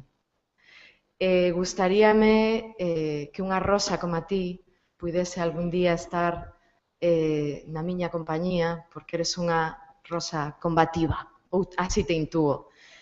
Así que parabéns, Mabel, moitas gracias. E antes de rematar, quero comentar que algo que ten moito que ver co tema da creación e feminismo, que acabo de chegar, este é o segundo ano que me convidaron ao encontro de mulleres creadoras no Festival Iberoamericano de Cádiz. Este encontro leva 17 anos facéndose, o coordina Margarita Borja, unha dramaturga e directora de recoñecido prestixio, leva a creadoras de todo o mundo. Ali presentouse, entre outras cousas, facendo visibles a mulleres de Latinoamérica, de Europa, cousas que son realmente increíbles. Presentouse este libro, Mujeres y Cultura, Políticas de Igualdad, do Ministerio de Educación, que facendo así un pequeno resumo, xa sei que é unha cousa moi sinxela, pero alguén ten un boli, por favor? Vale, vou facer unha cousa moi sinxela, que é un triángulo. Moi ben. De acordo. Neste triángulo que vedes aquí, aquí nesta puntiña, vale, en torno á creación de artes escénicas, visuais, etc., estaría a voz de dramaturgos, escritores, directores, etc., etc., ¿no? Vaise levando cara abaixo, escenógrafos, etc., etc., e aquí na parte de abaixo, toda esta parte de abaixo, estaría cheo de xestoras culturais, productoras, bueno, un montón de mulleres, non? Que son as que sustentan, ao fin e ao cabo, esta voz. Que sucede se lle damos a volta? Realmente temos que decatarnos de que a maioría é aplastante. Polo tanto, isto nos dá moito que pensar, non? Pois, a raíz disto, quero decir públicamente que neste encontro de mulleres que levase facendo no FIT de Cádiz durante 17 anos, tamén estivo persoas da plataforma francesa Homme Femme que loitan pola igualdade e paridade na cultura, conseguiron en Francia que teatros que apliquen a lei de paridade e que espectáculos os espectáculos que programen que sexan igualmente directores e directoras, que sexan por igual. Isto se pasou do ano pasado, que eran 12 teatros franceses, este ano se conseguiu que 36 teatros franceses programasen isto. Bueno, tamén había outra persoa de Bélxica, había unha persoa italiana que fai estas reunións porque se está estendendo este encontro. Había mulleres de Costa Rica que fixeron o ano pasado o primeiro encontro de mulleres creadoras en Centroamérica e teño que darvos a boa nova, para min foi un orgullo, de que me convidaron a que en Galicia se faga esta extensión de mulleres creadoras e, bueno, aquí están as actas. Isto sería, pois, para o ano que ven. Estes encontros sempre se organizan no marco dun festival. Casualmente coinciden en Galicia cun festival que se chama Fito, que está Ángeles Cuña Bóveda por aquí. E simplemente quero lanzar a idea de que, bueno, é unha invitación formal a facer este encontro, realmente importante para visibilizar a idea a tantísimas dramaturgas e mulleres que están traballando nas artes escénicas e que me gustaría que moitas das aquí presentes, e moitos, pois que poidan formar parte dese proxecto que se está concebindo. E máis nada, moitísimas gracias.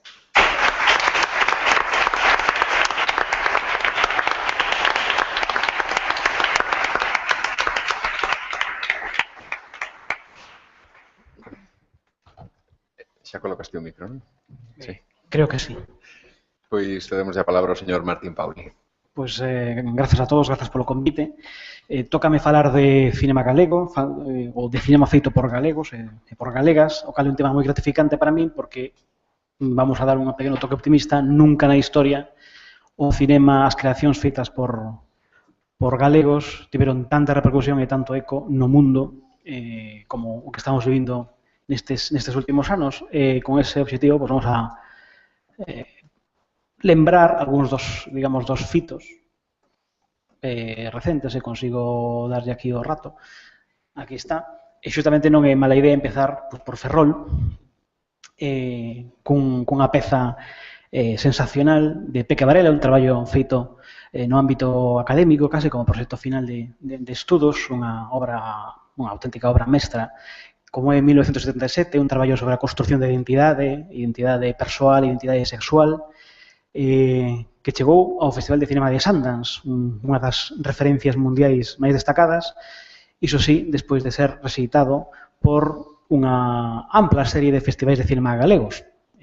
Como tantas outras veces, ten que ser fora, a xente que sen prexuizos é capaz de valorar a calidade e a cualidade dun traballo, a que poña as cousas no seu sitio, cando por aquí moitas veces a xente ten outros referentes, mira outras cousas, ou non presta debida atención pois, a unha rapaciña de Caranza que andaba por aí vivindo en Londres e que vai ti saber de quen viña sendo, non? Pois viña sendo unha das artistas de máis talento que temos no país, como demostrou tamén a seguir con outra curta absolutamente sensacional, como é Gato Encerrado, que convén revisar permanentemente, porque poucas veces, e máis están as dúas en internet, no seu canal de Vimeo, e podense atopar a través da súa páxina web, poucas veces como en Gato Encerrado se puido ver un retrato tan afiado, tan certeiro, digamos, dos males do mundo contemporáneo, non? Peca Varela, eu personalmente penso que é das persoas das que máis podemos agardar no futuro no ámbito do cinema, cando tiña a ben voltar a crear libremente, que esperamos que suceda o antes posible, non? Un seguinte fito, ben coñecido, entre que me gustaría saber cantos de vos vistes. Levantade a man cantos vistes todos vos os Capitáns. Non fai falla facer reconto. Todos vos os Capitáns de Oliver Laxe, o primeiro filme, non o primeiro director galego, porque poderíamos lembrar nos anos 60 a figura de a adaptación do Pedro Páramo que fixo Carlos Velo baixo bandeira mexicana, que tamén chegou ao Festival de Cannes, pero desde entón non houve outro cineasta galego que chegase a Cannes, que é a cita máis importante cinematográfica a nivel mundial. Sen a máis mínima dúbida, todo o mundo do cinema arranca cada ano.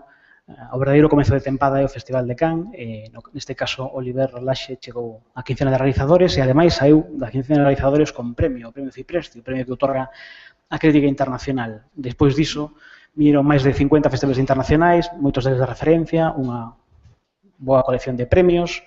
O filme chegou a ter estrea comercial, tanto non só en España. Estrea comercial, por certo, que eu estou vinculado á produtora responsable deste filme, Zeitung Films.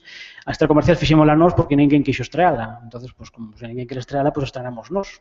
Haberá que buscar as salas pola nosa conta.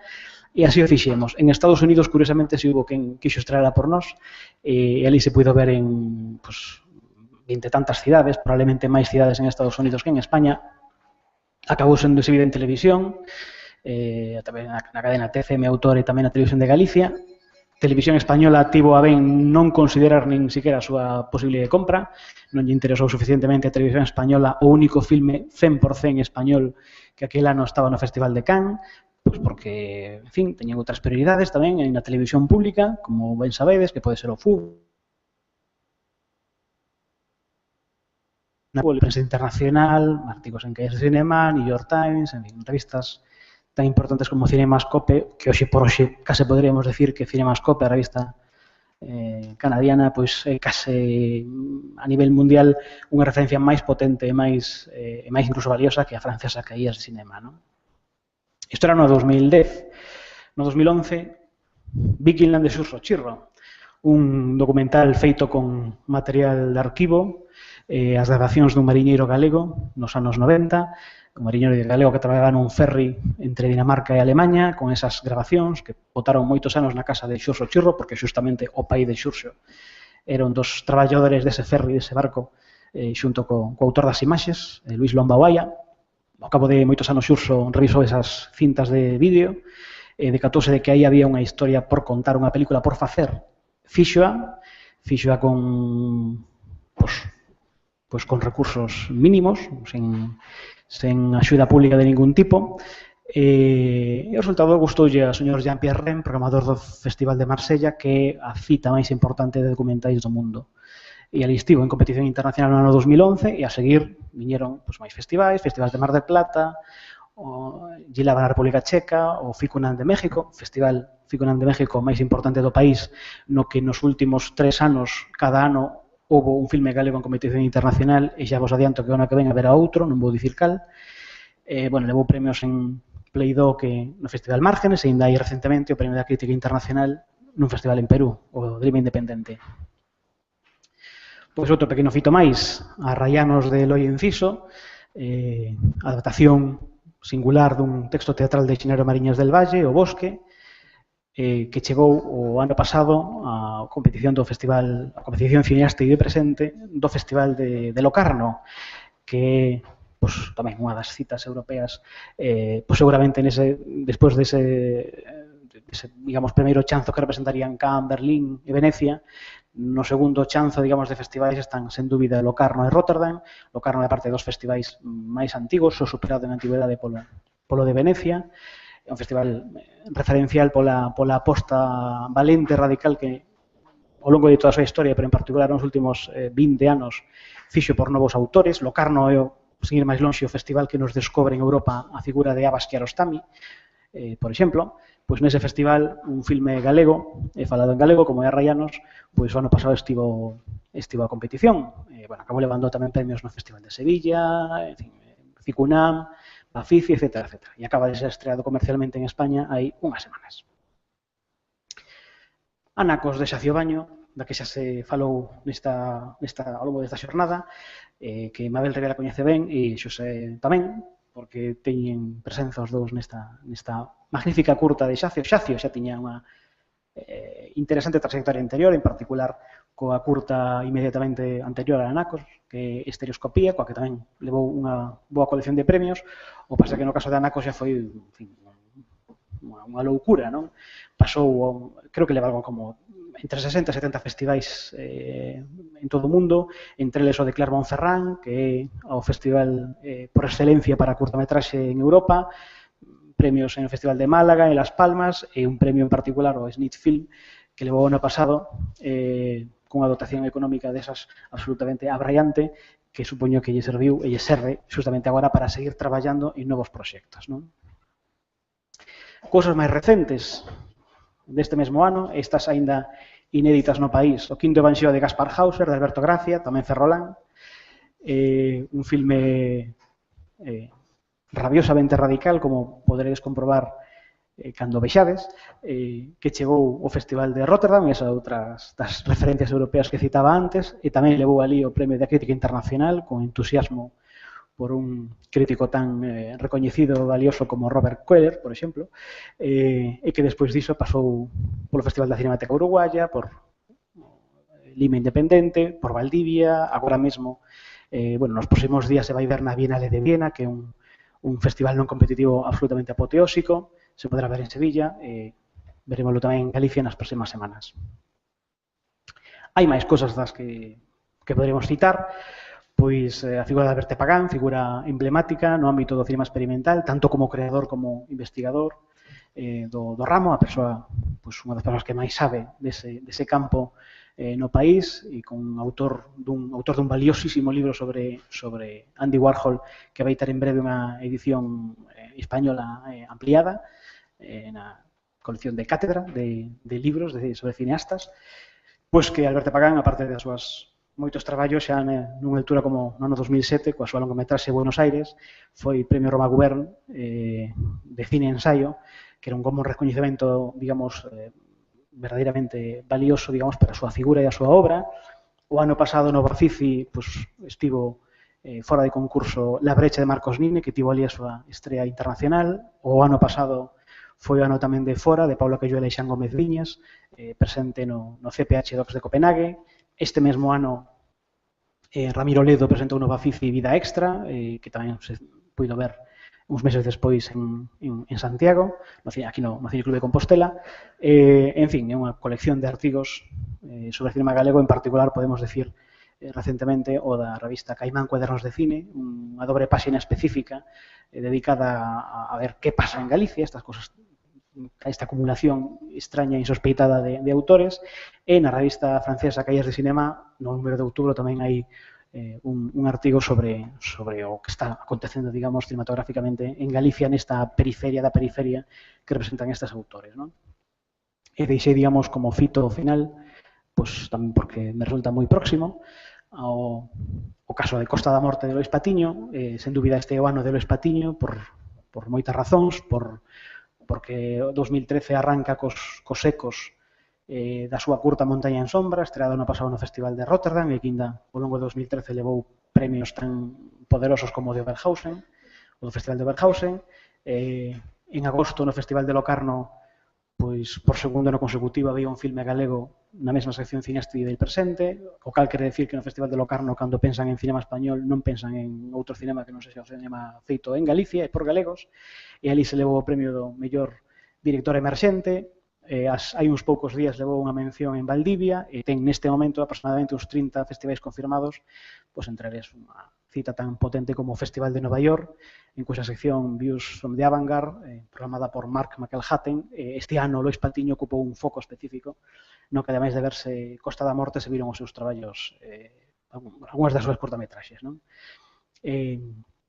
Ademais, por certo, tamén esta mesma semana, onte mesmo, se publicou a programación do Festival de Roma, e aí no Festival de Roma Lois Patiño ten unha nova curta, co cal ao longo de 2013 Lois Patiño está paseando por todo o mundo, e paseando literalmente porque non para por casa, 3 películas diferentes, non? Bueno, isto, pois por qué? E aí hai moitas razóns, e daría para longuísimos debates, pero eu centrei en 3 puntos concretos, non? Un deles é indiscutible, que é o que supuxo, digamos, o papel da Axencia Galega do Audiovisual na súa efémera existencia, non? Con moitas contradicións e moitas dúbidas, que darían para outro tipo de debates, mas é innegable, digamos, que sí representou un intento de aposta diferenciada por outro tipo de cousas, mesmo por outro tipo de actitudes, non? Dentro dun certo posibilismo tamén do tudo vale, pero, que tamén permitiu, en particular, a aparición dunhas axudas, as chamadas axudas a promoción do talento, de moi pequeno importe, representaba unha porción mínima, minúscula, do conxunto das axudas audiovisual, e que permitiron que autores e creadores, novos ou non tan novos, accedesen de forma directa a uns recursos limitados, pero que posibilitaron a produción de algúns destes filmes, non? Esas axudas, pois, o ano pasado desapareceron e este ano reapareceron cunha contía total de algo así como 60 e tantos mil euros para guións e curtas, que non é precisamente unha cantidad así como para sustentar unha industria moi poderosa. Pero, mellor iso que nada, dentro do que cabe. A outra gran razón fundamental, sen dúbida, é o que representa o desenvolvemento tecnolóxico que permite que fronte aos vellos, digamos, modelos e tamén añorados modelos de produción e de creación dun filme, pois hoxe en día as ferramentas necesarias para facer unha película están prácticamente ao alcance de calquera, non? Unha cámara, un ordenador, e mesmo un teléfono móvil pode ser suficiente para facer certo tipo de películas. Obviamente non se pode facer Lorenz de Arabia con un iPhone, pero sí se pode facer cun teléfono móvil películas tan grandes como as que fixo, non sei, se ir máis lonxe, Marcel Hanun. Desde Añés Barda para cá sabemos que cunha cámara de vídeo perralleira, das que se empregan para gravar bodas, se poden facer obras mestras como Os espigadores e espigadora e tantas outras, non? E logo unha terceira pata que poderíamos dicir que eu citei aí cun provocador a Deusken Loach ola James Benning, que a idea, digamos, de que fronte a outras, digamos, xeracións, por moitas razóns que teñen que ver coa aparición da filmoteca e o feito de que existe internet, tampouco nos vamos a enganar, os creadores cinematográficos de hoxe en día están en contacto coa vanguarda cinematográfica mundial, e iso permite que non cheguemos tarde, por primeira vez, a certas cousas, non? Sabemos o que se fai no mundo e iso tamén acaba contribuindo a que o mundo saiba o que facemos nós. E agora ven os peros. Temos este momento de glorioso esplendor e a pregunta é que fai a Xunta. Xa sabemos o que fai a Xunta, pero non só a Xunta, tamén eu creo que habería que empezar a insistir outras administracións, porque ademais da Xunta están as deputacións, están os concellos gobernados polos de aquí e polos de colá, coas súas correspondentes departamentos de cultura, tantas veces confundidos en departamentos de festas. A pregunta é que papel están cumplindo todas as administracións na cada unha medida das súas posibilidades para a difusión da cultura en xeral, e a mí tócame falar do cinema, pois do cinema en particular, non? Porque, a fin de contas, programar películas aseguro-vos que non é nada caro.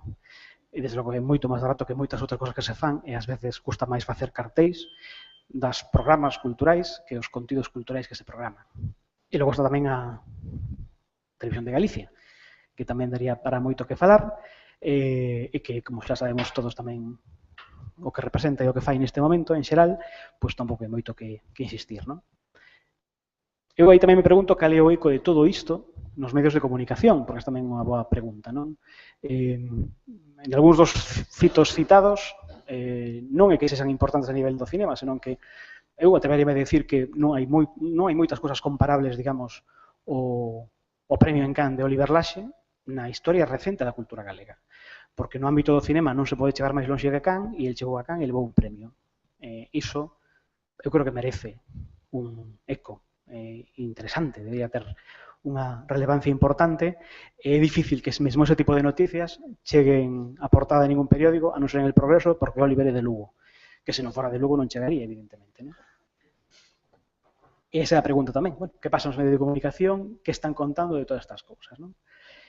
E máis alá ainda, isto é o que a min máis me interesa, ou me interesa especialmente, me doe especialmente, que este momento, digamos, de esplendor fílmico, entre estas creadores así un pouco lumpen, un pouco periféricos, a pregunta é, está despertando o interese da cultura galega, da intelectualidade galega, que é unha cultura, non o neguemos, esencialmente do libro, libresca e con base na lingua, non? É dicir, están interesándose, están acudindo, están vendo estas películas, están defendendo estas películas, facemos reconto, é preciso facer reconto en Google de cantas mencións hai por parte de escritores galegos, autores galegos, prensa galega, de todas estas cousas que están pasando. Podes facer o esforzo, non vos vai levar moito facer o reconto total de cousas. E aí queda pues, esa frase final. Neste momento hai o cinema do mundo, o cinema está ollando para Galicia porque efectivamente xa non é unha anécdota, non estamos falando dun único autor, estamos falando de un bon número de autores e un bon número de títulos importantes, con ampla repercusión mundial, que están levando a idea de Galicia, a idea da creación en Galicia, e a propio nome de Galicia. O caso máis recente do filme de Lois Patiño, Costa da Morte, que máis queremos, non? É dicir, un filme con ese título programándose en Nova York. Pois alguén se preguntará que é eso de Costa da Morte. Quero pensar. O cinema está ollando para Galicia. A pregunta é, Galicia olla para o cinema? Porque esa é outra das grandes cuestións. E eu creo que non. E en particular, digamos, bueno, eso, esa clase intelectual que ás veces pues, pode servir de guía e de referencia para comunicar certas cousas ou para facer partícipes o resto da cidadanía que non ten obriga, nin o tempo, e moitas veces nin a necesidade de preocuparse de todo o que sucede no mundo, pero hai intermediarios que sí, deberían facer iso. No caso do cinema, eu creo que esos intermediarios están fallando de forma clamorosa. O cal me permite chegar, vou un pouco acelerado, así xa gañamos tempo, para o debate. Quería acabar pues, con algo de verdadeiro talento, entón ocurríseme acabar con Dickens. A mí me gusta moito Charles Dickens, e o libro Historia de dúas cidades arranca con unha frase, con as frases que son moi fermosas e que serven para describir o mundo pasado, presente e moito máis que temo que futuro. E dicía aquilo de, era o mellor dos tempos, era o peor dos tempos, a idade da sabedoría e tamén a da loucura, a época das crenzas e da incredulidade, a era da luz e a era das tebras, a primavera da esperanza e o inverno da desesperación. Todo o posuíamos, mas non tiñamos nada. Camiñábamos dereitos ao ceo e perdémonos polo camiño oposto. Eu creo que isto vale para moitas cousas e, desde logo, para o teatro e para o cinema. Hoxe, mallao. Sen a máis mínima dúbida.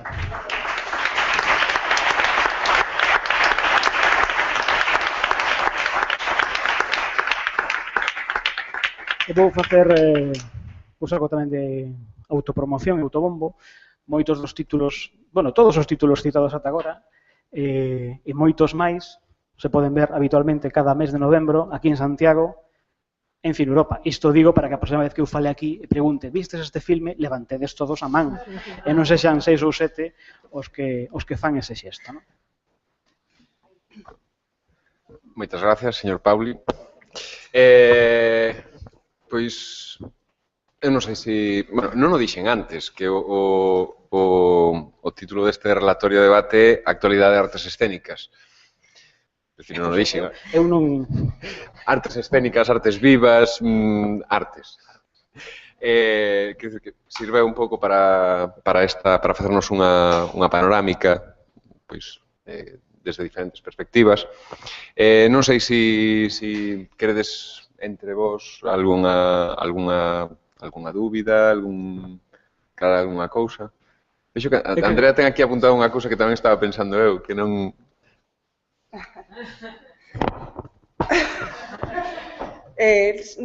Sí, bueno, estaba preguntándome, ainda que pouco en túa resposta, porque entre os fitos, un pouco ao fío de todo exposto ata agora, por mulleres que ademais se preocupan polas mulleres. Por que entre os fitos non hai mulleres? Bueno, Non pode ser porque as mulleres non estean facendo o A Peque Varela non sei se estaría de acordo con iso. Perdón.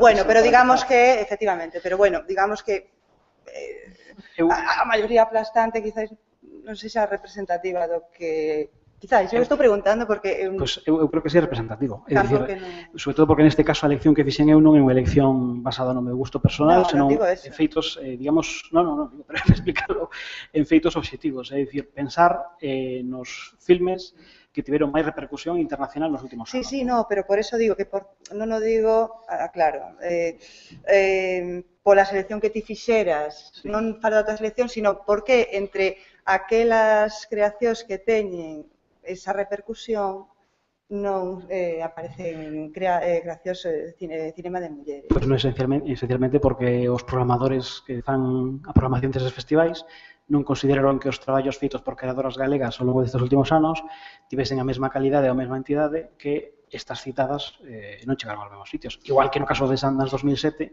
os programadores de Sundance pensaron que a obra de Peque Varela era mellor que calquera outra obra de calquera creador galego. Crees que son solo criterios de calidade, entón? Absolutamente.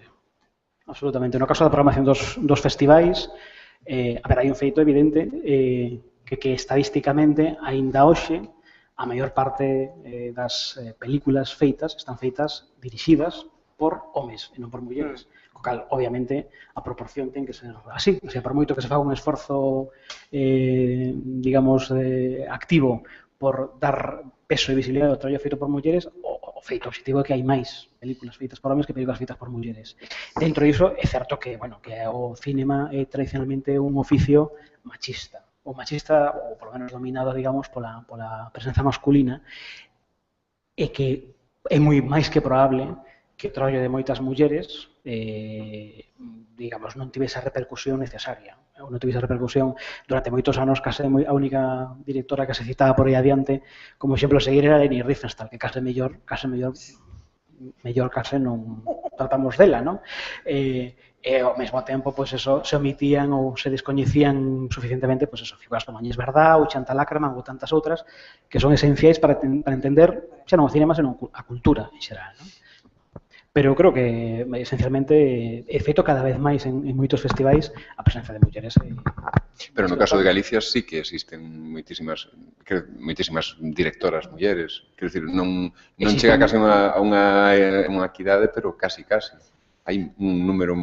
Eu non o teño tan claro. Habría que facer un reconto exhaustivo, pero o meu personal en Cine Europa nos últimos anos, no que pasamos obra de autores galegos, pois eu creo que debe haber como perto de 40 autores distintos, que non é mala cousa. E falamos de autores destes, en fin, da periferia. De alguma maneira, evidentemente, hai moitos máis homes que mulleres. E agora, ya tamén puxemos Peque Varela, Sonia Méndez, este ano Clara Sobrino e tantas outras. Pero eu creo que sigue habendo, con diferenza, máis homes que mulleres. No caso do teatro, como... Eu estaba, facendo un repaso mental o currículo. Eu só teño unha dirección dunha muller en teatro. En cambio, en cine e televisión teño unhas cantas. Eu falei do cine, claro, en televisión hai moito máis, non? En cine a min que me cadou foi Margarita Ledo, a única muller dirixindo, e logo en televisión sí que hai máis, pero curiosamente en teatro non estamos tampouco tan adiantadas, non? É dicir, a historia da revolución, no sentido do feminismo, é moi curta. A mellor é tan curta como a consolidación do noso tecido como profesión tamén, non? Que é moi curto. Realmente estamos falando de 30 anos de autonomía, de consolidar a cultura galega, de profesionalización, e a verdade é que en 30 anos demos unha subida bestial. Falando de teatro, concretamente, nas xornadas que supoño que se retoman agora no Salón Teatro respecto a Roberto Vidabolaño, por exemplo, este ano, houve en 2 días consecutivos un día Agasallo de Sombras, que eu non tivera sorte de velo cando foi estreada, e o día seguinte era o Rosalía. Curiosamente, era a primeira montaxe do CDG, con Roberto como autor, e a derradeira del como director, autor no sentido de adaptador. E ali comentamos varios logo saír, non? Vías o percurso e o medre dunha profesión, pero o medre a moitos niveis, a nivel técnico, a nivel artístico de medre de actores, por suposto, e o medre daquel director. E daquel director quere dicir o medre dos directores e directoras en Galicia en xeral, non? E supoño que esa análise simple podría atravesarse a outros campos. Realmente o volume de traballo e de creación é moi recente, non? E que, de feito, ti falabas de 30 anos, e que se falamos do cinema, realmente podemos falar de máis, nos imos aos orixes, pero tendo en conta os paróns brutais que houve aí polo medio, porque todo o que empezou a cromar nos anos 70 morreu no 80, como a quen di, e logo a creación, digamos, orientou máis a cara a televisión e contidos, digamos, de outro tipo. O cinema, digamos, feito por creadores galegos é un fenómeno realmente moi recente que teña verdadeira identidade e que teña unha repercusión fora de Galicia. Incluso a propia figura de Margarita Ledo, non? É unha creadora máis que tardía. Eu simplemente quero facer unha pregunta.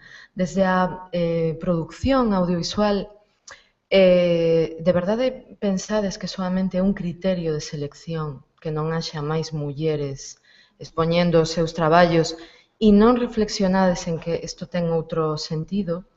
E despois, ata que punto vos podedes facer responsables de cando en moitas películas busca eso de o perfil e o perfil moitas veces de actrices que, como eu digo, son diferentes pero teñen as mesmas caras?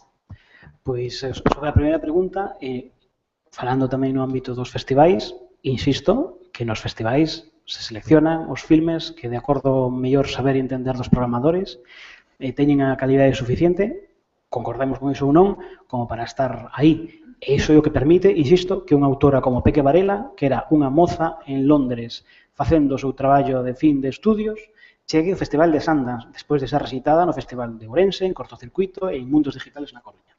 É dicir, un programador en alá, sen coñecela de nada, ve o seu traballo e di, este traballo é bo, e vai para adiante.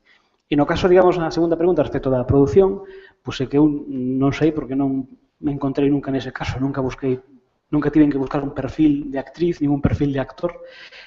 Probablemente eso habría que preguntarlle a outra xente que fai outro tipo de traballos que mellor si requiren, non sei cal é a razón, perfis determinados. Eu os perfis non acabo de entender e non acabo de comprender. Non, é que se lle fai esta pregunta a outro tipo de xente como directores de casting, apelan que os produtores precisan, os produtores queren caras pois fermosas para vender. Entón, vos estades pasando a pelota un ou outro. A quen lle teño que preguntar? Eu non isto. Sí, claro, estou falando dentro dun circuito determinado, máis comercial. O circuito o que non pertenzo, e ademais eu case empezaría a negalo. É dicir, justamente, se unha cousa ten importante este agromar de autores galegos é que permite reflexionar sobre que entendemos por circuito comercial. Porque aquí en Galicia se chaman comerciais a cousas que logo miras os números e de comerciais non teñen nada e non quero poñer exemplos porque está feo, porque non están presentes. É dicir, e iso é así. Entón, moitas veces, cando te veñen así os produtores buscando un rostro bonito para ter máis éxito, diste, pois, onde está o éxito? E iso é o que eu ás veces non vexo. E entón, era mellor non buscar rostros tan bonitos e facer filmes mellores que funcionasen, pois, en algunha escala. Tamén hai que entender que a cada filme hai que pedirse ou hai que seguirse, a cada filme ou a cada obra, hai que seguirse o que pretende. Se ti queres facer un filme comercial e tes vontade de facer un filme comercial, tens que tratar de conseguir que sexa comercial. E se consigues, tan amigos. O problema é cando non se consigue sistemáticamente. E se ti apostas por unha vía máis cultural, máis artística, máis de creación, e apostas por unha vía que o mellor non vai tanto na procura dun público masivo, máis de prestixio, pois tens que conseguir ese prestixio e ese eco nos circuitos que che outorgan ese eco. No caso do cinema, os festivais de cinema, é evidente que o son, as publicacións críticas exactamente igual, non? E non se lle pode pedir a un autor que fai eso, a Lois Patiño, a Oliver Laxe e tal, non se lle pode pedir éxito de público, seguramente porque non vai a por el, en cambio, se hai que pedirlle a esos autores, a esos productores, a esos directores de casting que buscan rostros simpáticos para ocupar as pantallas, que se afán con algunha razón comercial, que produce un rendimento comercial determinado, se non produce, habrá que cuestionarse todo desde a orixe. E eu creo que neste momento no cinema español hai bastantes cousas que cuestionarse. porque é así. Falo de cinema español porque realmente cinema galego comercial non hai ni non vai existir nunca. Porque non somos xente abondo para que poida haber un cinema de autoconsumo, esa ficción que algunha xente, algúns produtores chegaron a ter na cabeza de pensar que se podía facer un Braveheart a la gallega, pois é que non somos galegos abondo para que se poida facer un Braveheart a galega. É dicir, nun país de 2,5 millóns de habitantes, nos que imos ao cine como moito, 100.000 persoas, pois con 100.000 persoas non se pagan películas superproduccións. Entonces, digamos, a estrategia terá que ser facer outro tipo de producións e, sobre todo, cousas que se vexan fora. E para que se vexan fora, e fora non é somente a Gran Vía de Madrid, como moitos pensan, senón que hai máis mundo alá e máis pa colá, pois para que se vexan fora hai que facer produtos de calidade. E a verdade é que non se me ocurre ninguna... O sea, non coñezo ningún atallo para que un programador de Rotterdam valore un filme que non sexa mandarlle e que lle guste. O sea, non coñezo atallos. Eu digo por experiencia, que non foi fácil chegar a colocar filmes nestes festivais. É certo que, evidentemente, unha vez que xa tes unha repercusión e visibilidade, agora é máis fácil que hai 3 anos. É máis fácil que un filme galego chegue a un gran festival despois de Todos os Capitáns, despois de Arraianos, despois de Costa da Morte, despois do Quinto Evanxeo e despois de Bitland. Porque xa chegas cunha referencia e cun eco ao teu redor determinado. É dicir, Galicia non é descoñecida. Galicia, cinematográficamente, hai 5 ou 6 anos non existía. Un programador de Locarno, o filme chegaba con etiqueta Spain, e pensaba en termos de Spain. E era así, non hai que darlle máis voltas. E hoxe en día, hai xente que colle e di, ui, isto é de Galicia. E en Galicia, que raro, canta xente aí facendo cousas raras. E raras, ademais. E iso está ben, que suceda, e iso é algo do que debemos beneficiarnos non só desde o cinema, senón desde toda a cultura. É dicir, a mí encantaríame que cando nimos a Locarno con Costa da Morte, que viñera xente a sacarse a foto e poñerse a miña medalla. Estou encantado de cederlla, a cambio de algo, a cambio de apoio, de repercusión e de defensa certeira da cultura galega. Pero a realidade é que non vai ninguén, a poñerse medallas, nin as medallas quere. Dígame.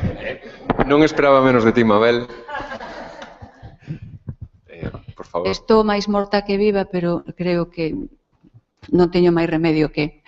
En relación co que se está falando, e así en xeral, e sobre todo no caso das actrices, o máis fácil en Galicia é non existir. En termos xerais. E o feito de que esteamos, polo tanto, máis desaparecidas cos nosos compañeiros actores, los moi cerdos, que teñen moito máis traballo ca nós, quero dicir que proporcionalmente ten unha lóxica aplastante, unha lóxica numérica. Ollo non ten nada que ver, nin sequera cos nosos corpos, e moito menos cos nosos talentos. Non me refiro a talentos de pasta, refiro ao noso talento. Non é? E outra cosa que me pregunto en relación con esta cuestión é: terá algo que ver con terreos formativos? Sinto, pero é unha teima. O caso de Peque, a que eu coñezo dende Peque. O caso de Peque, o caso de Oliver, o caso de todos estudaron fora de Galicia. Fora, verdade? Que curioso. É que eu creo que todo ten que ver con todo e ao final as cousas van cobrando sentido ou sin sentido absoluto, porque intentar basear todo un entramado profesional sobre a nada máis absoluta paréceme de auténticas regaderas mentales. E non me refiro a nós, refírome ao que hai. Antes facía Mónica unha referencia a Agadic, ao incumprimento absoluto e flagrante de obxectivos. Solución, o que sobra é a Agadic, non nós. O que sobra son, determinados mecanismos absolutamente inoperantes, pero que están aí cobrando todos os putos meses. Hai un señor na Agadic que o puxeron para estar non facendo. Descaradamente. Isto explica, entre outras cousas, o engádese a anterior inoperancia que se viña xa acumulando na Agadic. Quero dicir, como buscando resortes que teñan que ver con como vai esta cousa. Por chamarlle algo, xa non sei nin que lle chamar.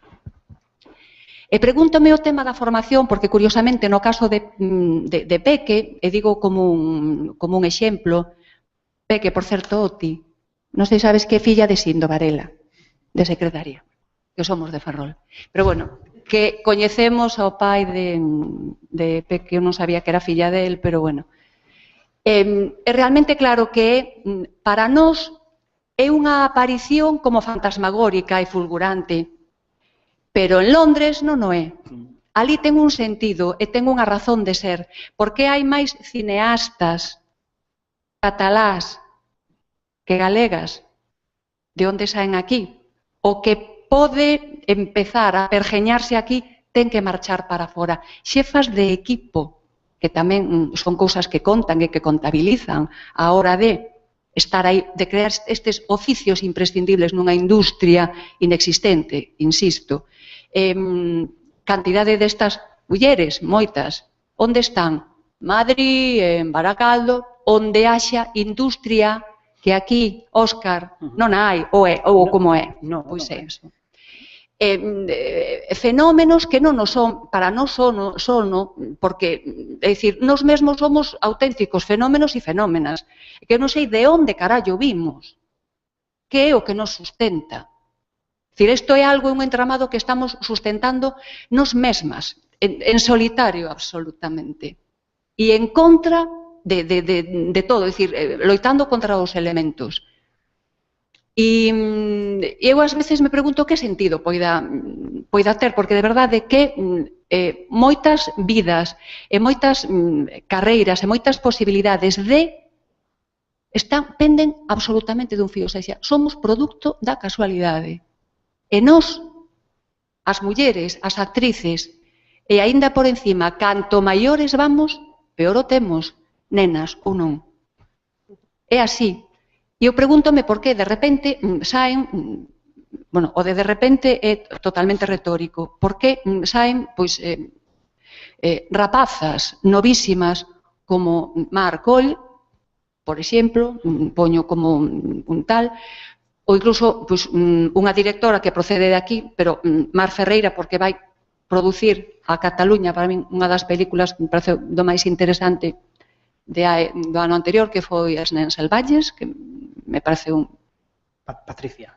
Unha película, Patricia Ferreira, producida por unha produtora catalana, por certo, produtora, non me refiro a empresa produtora simplemente, senón produtora muller.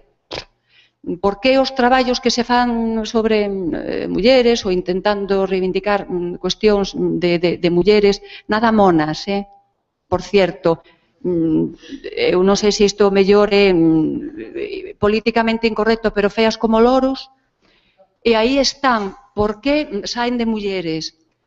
Porque é un pouco unha maneira de resistir, pero, insisto, numéricamente levamos todas as de perder, e, bueno, a min saenme as contas, é dicir, de onde non hai, non tal. Cantas menos sexamos, pois, digamos que proporcionalmente, o pouco que se vai aflorando, pois, aflóralles máis a eles. E falando deles, veo muchos niños guapos últimamente, que me está preocupando porque digo yo, pero non, quero dicir que isto é algo tamén que se fai extensivo hai cousa de mes e pico, vin nunha reportaxe do País Semanal, un plantel de ideales que digo, manda carallo, de la vela de Nuestro Señor. Algúns deles eu pregúntome, xa non currículo, porque pode parecer non sei que, pero e tú? De quen vienes? Pero bueno, por falar. Todos teñen en común que foron á mesma escola de dicción. Sí. E teñen o mesmo xente, non? Que sei o que... Pois citabas, no caso de Peca Varela... Preguntábame un pouco eso. No caso de Peca Varela, na curta 1977, algunhas das súas colaboradoras na curta son xente como Neus Ollé, catalana, colaboradora de Albert Serra, non é precisamente un autor menor, ou a sonidista Julie Sruin, que está, bueno, fai o son da última película de Ben Rivers e Ben Russell, é dicir, son xente de moito talento que conflui xeracionalmente nunha escola en Londres. Ora, eu non sei se estou de acordo O sea, con o tema da formación estou completamente de acordo. Ahora, non será por falta de escolas. Porque hai escolas de imaxe son, hai facultades de... hai escolas de... Claro, esa... Ah, claro. Sí, e non só... É que exactamente é un modelo aparte moi industrial, pero claro... Claro, porque a clave non é, digamos, que non haxa, sino que o que hai, pois, é daquela maneira. Eu vivo na Coruña, son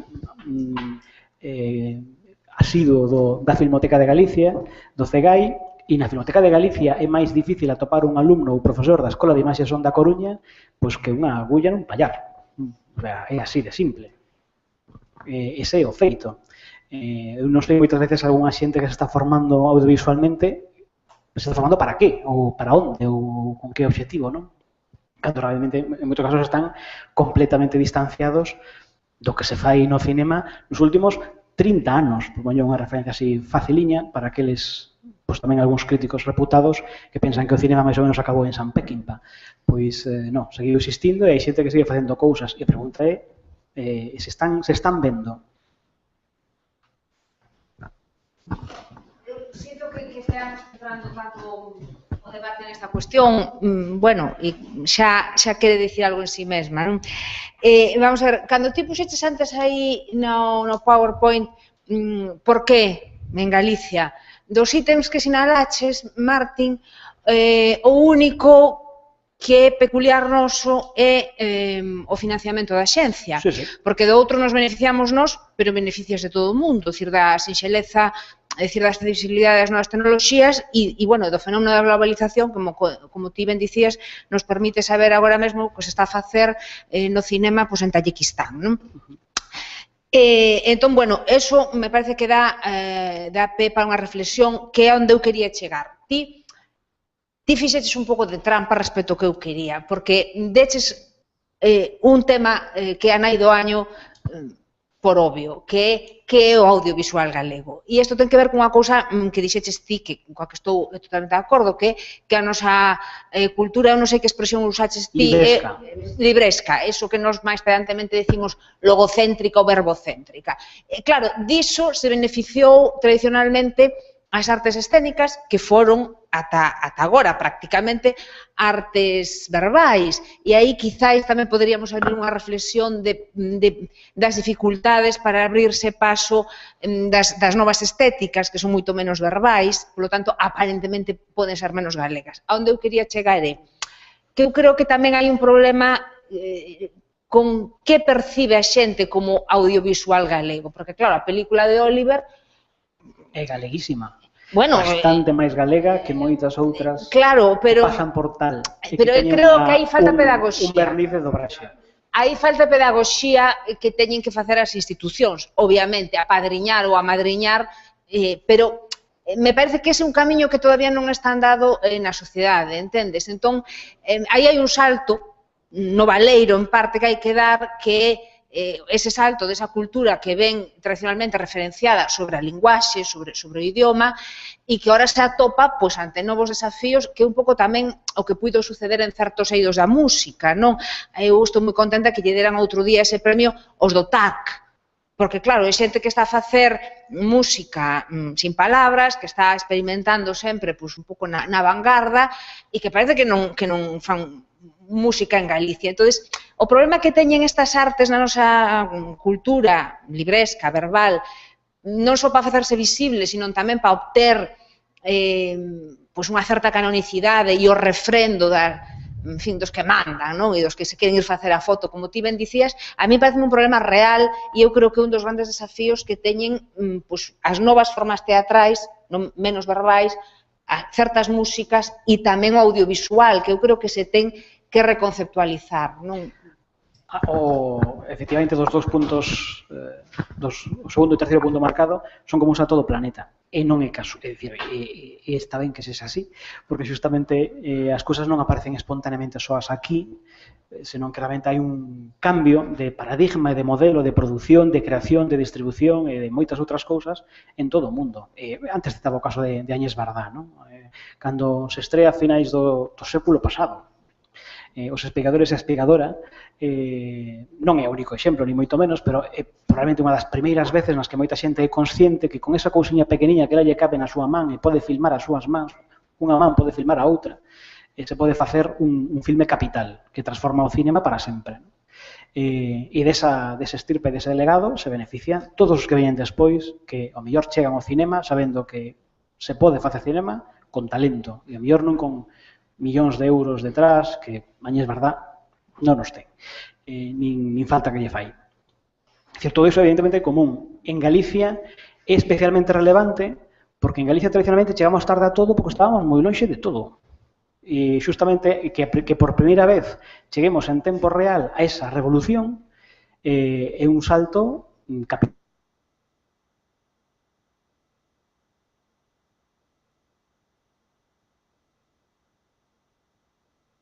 Cinema nos anos 70 non tiñan o acceso ao cinema que se facía nos anos 70 no resto do mundo por razóns obvias da ditadura e da censura correspondente e polo feito físico de que a viaxe física, o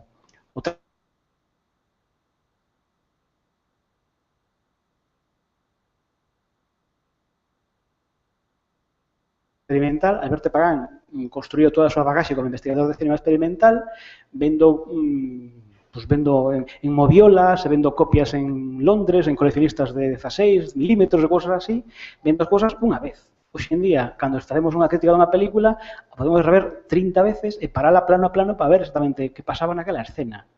Todo iso, evidentemente, cambiou. No caso que dis, digamos, é que eu creo que o verdadeiro problema é que en Galicia estamos obsesionados coa palabra. E no caso do cinema, hai que darse conta que o cinema é unha arte de imaxes, non en arte verbal. As palabras poden ser extremadamente importantes, pero pode facerse cinema sen palabras e non pode facerse cinema sen imaxes. E partindo dese feito e desa base, o cinema é unha arte das imaxes, exclusivamente das imaxes. E as imaxes poden non ter lingua. E ou se a teñen, ás veces pode ser incluso se teñen outra, podes ter, como foi o caso do filme de Oliver, o xesto de decidirmos que podía titularse en árabe, ou podía titularse en francés, ou podía titularse en calquera lingua, pero escollimos que se titulase Todos vós sodes capitáns. E que se vise así en todo o mundo, con ese título en galego, e con títulos de crédito en galego, porque os nenos de Tánger galego non podían falar, non teria máis ningún sentido neste caso. E ese é o feito. É dicir, James Benning é un grandísimo cineasta americano. Nas súas películas, as únicas palabras en inglés que hai é o Lake de 30 Lakes, é dicir, non hai máis idioma que ese porque non utiliza palabras. É un cinema observacional, contemplativo, móvese noutro ámbito distinto e perfectamente, bueno, a mí me entusiasma, por suposto, James Benning, pero que ademais ten unha repercusión mundial enorme. E seguramente, se calibráramos en termos de éxitos, de canto inviste James Benning para facer os seus filmes e canta xente os ve, e o comparamos con outras películas así, con persecucións e explosións e cousas destas que se fan aquí e acolá, que logo despois ves os números finais e dis, pois non sei como se sustentan producións de 6 ceros, cando logo a billeteira é de máis ben 4, pois eso con Benning non pasa. E Benning é un cineasta americano. E non creo que ninguén dubide que é un cineasta americano polo feito de que rure en Alemanha e en Ruhr non hai palabras. Polo feito de rodar en Alemanha deixa de ser un filme estadounidense? En absoluto. Que é o cinema? O cinema son imaxes. En este caso, para min, son así de bello, así de antigo, sigo crendo nesa cousa chamada a política dos autores e a grande chave, digamos, das noces do cinema é o director do filme, e o que é o verdadeiro creador do filme. Ese o director é galego, para min é cinema galego. Ainda que o criterio habitual sexa máis industrial e nos Goyas e nos Mestres Mateos así o que se valoran son as porcentaxes de coproducción e tal. Kiarostami é distinto Kiarostami cando roda en Irán, que cando roda en Italia, que cando roda en Xapón, como a última película. É sempre Abbas Kiarostami. E a última película non é unha película xaponesa de Abbas Kiarostami, aínda que en termos de produción o sexa, é un filme de Abbas Kiarostami. E Abbas Kiarostami é un cineasta iraní.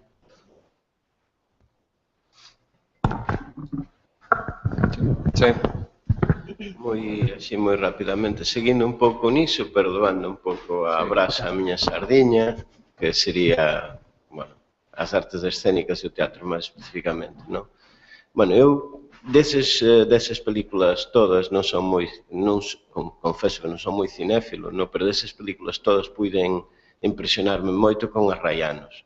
Unha película que sí que ten palabras, a propia palabra título ten palabras, pero que definitivamente non é a palabra o máis importante, e, aínda que non falasen, se pudésemos ver agora o trailer da película, veríamos que é evidentemente unha película galega. A imaxe mesma desa muller, ou a que me sigue na memoria da muller que vai coller a verdura e está vendo o horizonte con os montes con a chuvia, é unha imaxe que a mí se asocia a este país. Despois, o mesmo que decías, levando cara ao teatro, de que o único que fai falta para facer teatro son actores, o sea, non fai falta actores e actrices, intérpretes, vamos para generalizar, e que a palabra non é fundamental ao teatro. No meu caso e no meu gusto persoal sí, pero non é fundamental ao teatro. Pero mesmo os espectáculos que non teñen palabras, se lles ve a súa orixe e de onde son e como son e porque nacen así, porque que ten esa real característica. Creo que no ano 2003 puiden ver un espectáculo que era unha coproducción entre o Teatro da Garaxen e o Teatro Nacional da Ana María II de Lisboa, un espectáculo de Carlos Joaquín Pessoa, chamábase o espectáculo 1974, non por esta data tan aos portugueses, aos que somos portugueses, recordamos, sí. Pero é un espectáculo sin palabras, que non había máis ningunha dúbida e non facía falta siquera a referencia musical, non había ningunha dúbida que ese espectáculo era un espectáculo dun dramaturgo e director portugués. Non facía falta ningunha palabra, ningún movimento. A relación con a palabra ao que os que vivimos en Galicia nos vemos obrigados é pela propia condición da lingua que sufre a lingua, e que seguirá sufrindo e que vai sufrir máis. É o mesmo que os creadores de teatro en Galicia se ven obrigados a facer un montón de concesións àquilo que realmente queren crear, porque claro, o mesmo que dicía Mónica, na axenda, as nosas axendas están cheas de quero traballar. E, ademais de querer traballar, queremos cobrar tamén, non? Entón, ese condicionamento fai con que, claro, a palabra e a lingua estea como nun horizonte primario e prioritario, porque seguimos tendo que loitar por ela. Porque se non o tivésemos, o sea, se pasase como pasa en Portugal, pois, non facía falta a lingua para identificar. E, finalizando, ademais, era... Claro, vou usar esta frase tan repetida de que do particular xorde o universal, que é o que eu creo que pasa con esa serie de películas que nos presentou Martin e que é o que eu creo que podría pasar, ou que debería pasar con o teatro, incluso o teatro e as artes escénicas de novo formato, se realmente se preocupasen en nacer do particular e non nos fartemos de imitar modelos que seguimos imitando modelos, con perdón dos compañeros que prefiren facelo así, todos nós copiamos, pero eu prefiro copiar as cousas daqui. Vale, gracias.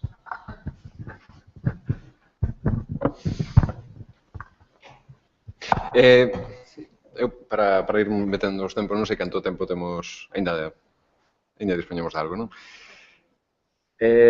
Quedeime que, coñecendo a Mabel, sei que estas cousas que lle van gustar.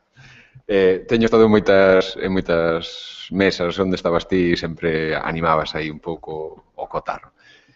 Falaba antes, Mónica, do risco de que todo o que se fixo que desapareza, que a profesionalización que vai a cara atrás. E tamén me gustaría que, coa radiografía que fixo un pouco Andrea de todas esas novas propostas escénicas, sobre todo en clave feminina, como lle vedes, que futuro lle vedes á profesión? E sobre todo a profesión, centrando un pouco no... Se me permite, artísticamente o futuro é inmenso. O futuro a ese nivel eu creo que nunca estivo mellor, no sentido da variedade de oferta, podemos falar do teatro textual a nivel de concepción clásica, podemos falar de teatro menos textual, máis performativo, teatro que xa supera o performativo, porque, como ben dicía Andrea, iso xa ven dos anos 70, non hai ninguna novidade, outra cousa é que nós o teñamos como novidade, pero iso xa non é novo, xa estamos noutras ondas, xa estamos no teatro documento mesmo, ou superando xa, e temos todo iso hoxe en día en Galicia.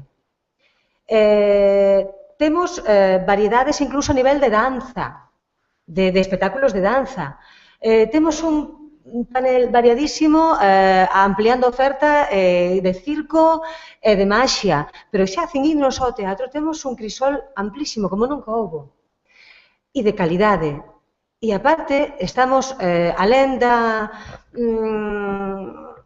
do adestrarse ou do enriquecerse sobre a marcha a carreira que fomos tendo, desde os tempos de Mabel ata outros, porque logo non tivemos forma de poder decidir vou estudiar teatro porque temos unha escola, porque temos que traballar, temos que vivir, e entón non é posible manterse nunha escola. Eu, polo menos non, envexo a xente que puido facelo. Envexo sanamente, evidentemente, moitísimo. Temos xa as primeiras fornadas dunha escola de teatro, e sen dúbida esa xente a nivel teórico é a mellor preparada. Esa xente agora, o ideal sería que pudera convivir e traballar e aprender con xente con experiencia para retroalimentarse, nós e eles. Nós, dentro do punto de vista da teoría, e eles dentro do punto de vista da práctica, porque é moi diferente o panorama que supoño que se lle aprende nunha escola,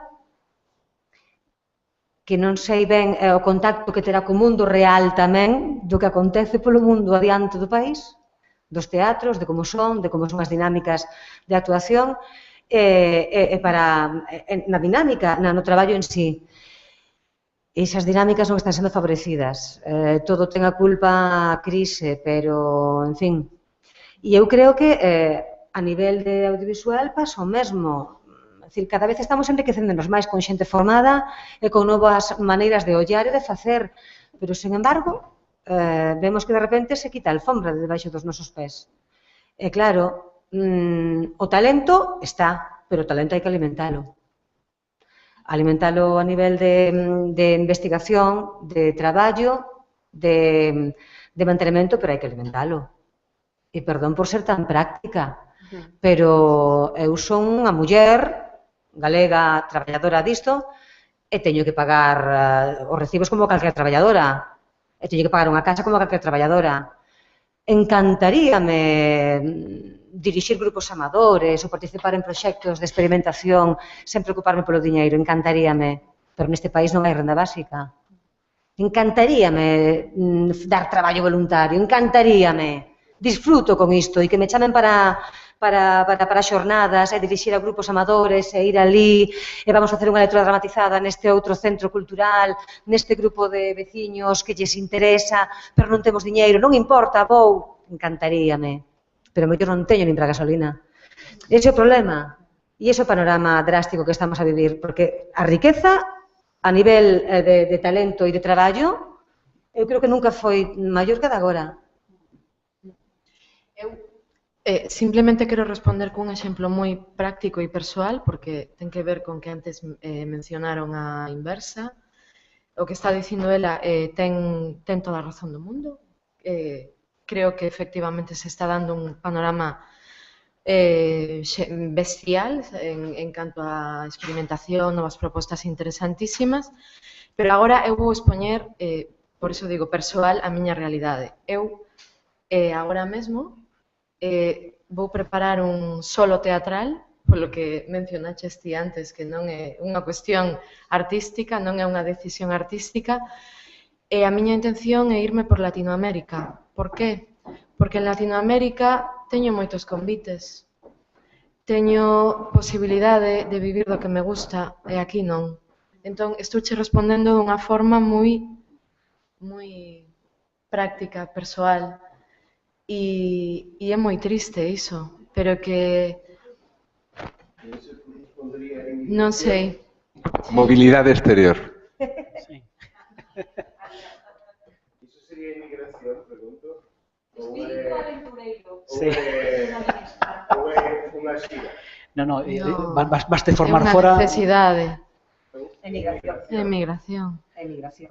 É que o que di ela, se aquí fas estas iso, moitas cousas maravillosas e tal, pero non tes cartos nin para gasolina, e tes noutros sitios posibilidade de traballar. Algunha Sí, é migración. Terrible, terrible, Algunha terrible. consellera dixo que realmente eso era informarse fora para logo devolver a Galiza esa riqueza cultural que un saca no exterior. Eso dixo algunha consellera de traballo en data. Eu creo que tamén habería que insistir e facerse labor didáctico entre a xente de recordarlle, a verdade, que a cultura non é somente un dereito, senón que é unha obriga dos poderes públicos que non é tan cara. É dicir, porque esas veces, como ahora todos en vez de excusa pues, a crise non se pode facer nada porque todo está en crise, e un ve logo as cousas que se gastan por aí adiante, e xa non falo de Gaiás, porque non, eso xa como un exemplo paradigmático en que en Galicia é como comodín, cando tes unha dúbida e alguén che di que non hai cartos, dis Gaiás, e xa está, xa se acabou a conversa.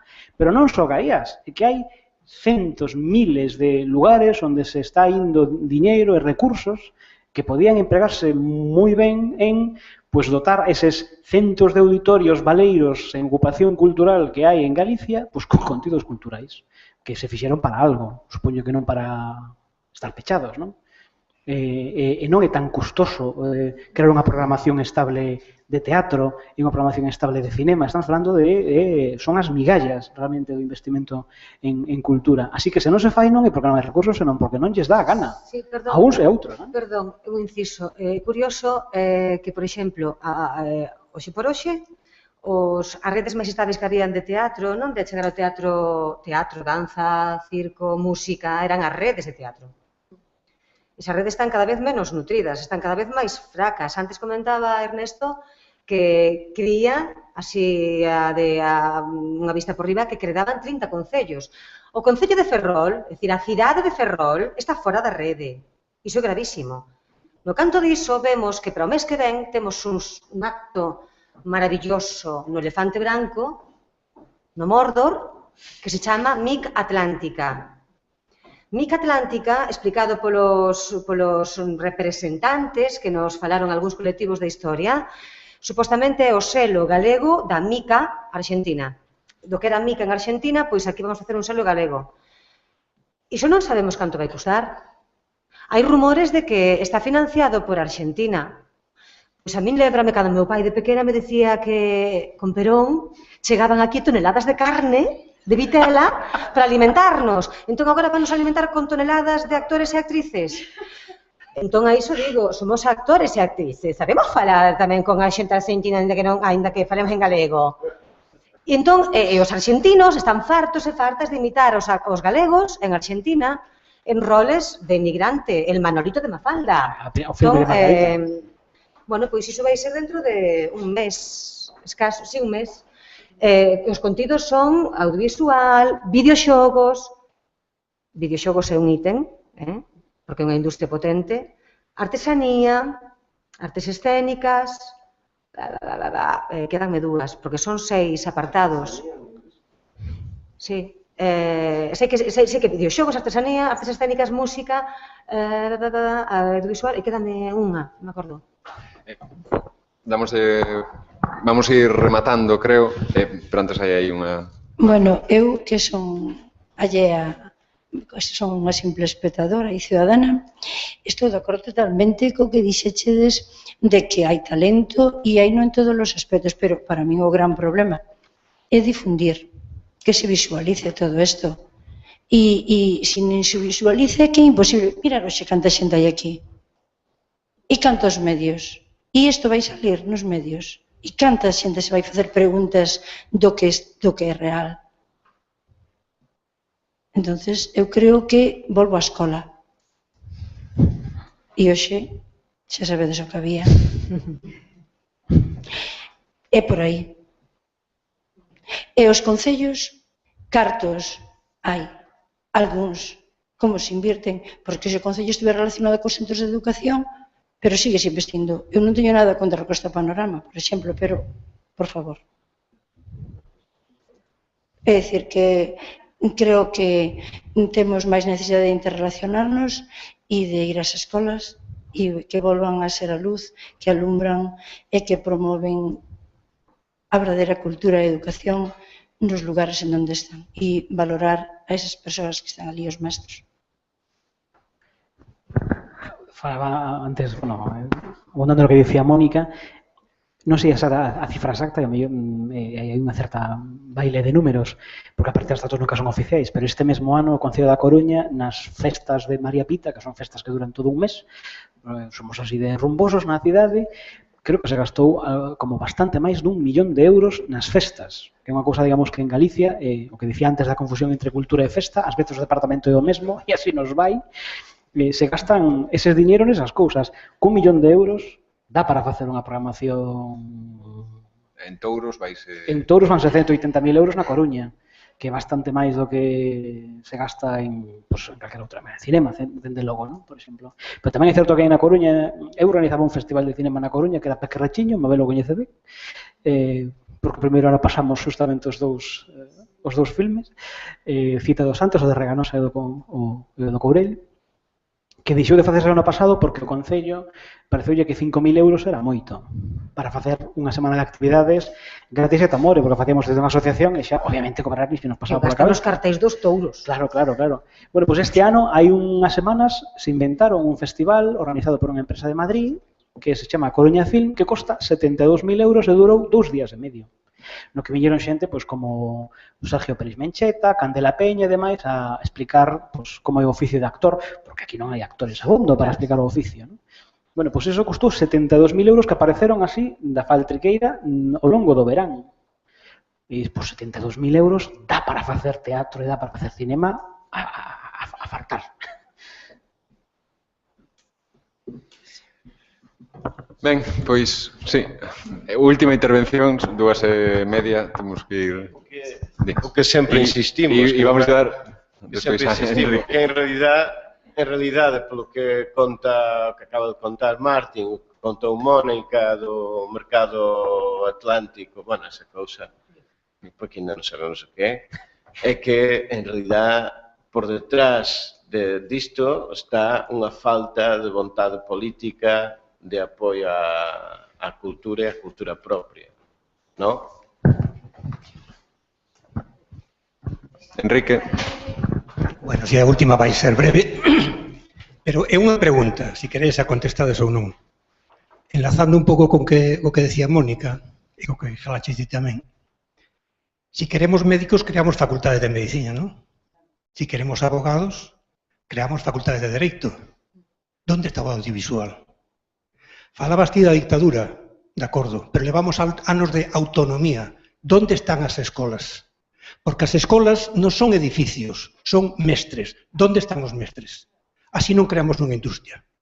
Seguro. Así non vai haber futuro no audiovisual galego, se é que existe. De todos estes cineastas que están tendo repercusión no estranxeiro, onde mesmo, seguir máis longe, Lois Patiño foi presentar Costa da Morte na Universidade de Harvard. De unha charla na Universidade de Harvard. Preguntámonos cantas facultades do país chamaron a Oliver Laxe, a Eloi Enciso, a Lois Patiño, a Peque Varela, etcétera, etcétera, para explicar o que fan e por que fan e como consiguen chegar onde chegaron. É máis fácil falar, é máis fácil que un galego fale, se explique o seu procedimento de traballo na Universidade de Harvard que nas universidades galegas.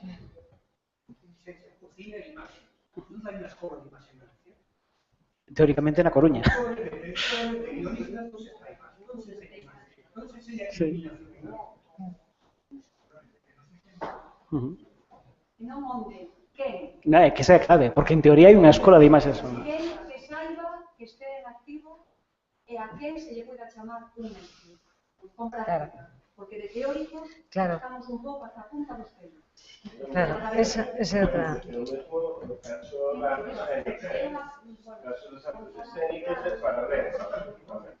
E levamos moito tempo de retraso.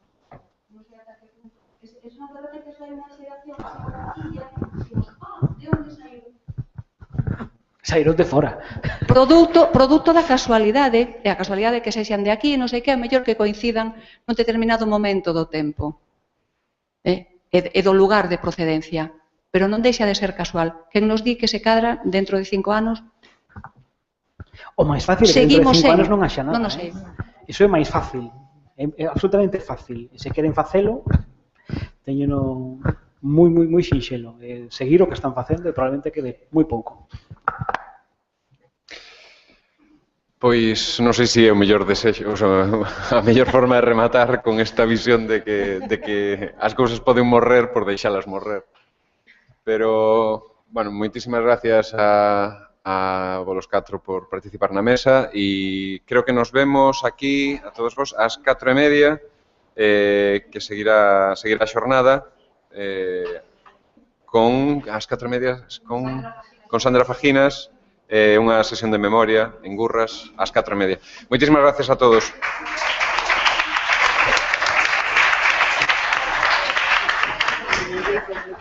¿Qué?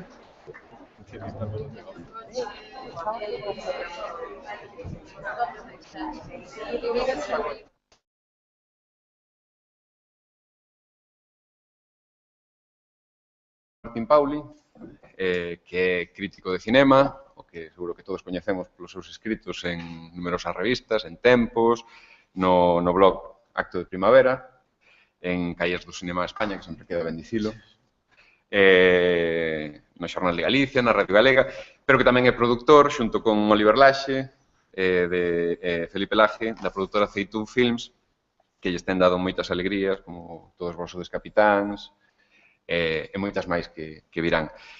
El di que do que máis orgulloso se sente dos obradoiros sobre cinema que dá cada semana no Fórum Metropolitano da Coruña e no Centro Ágora. E por riba de todo,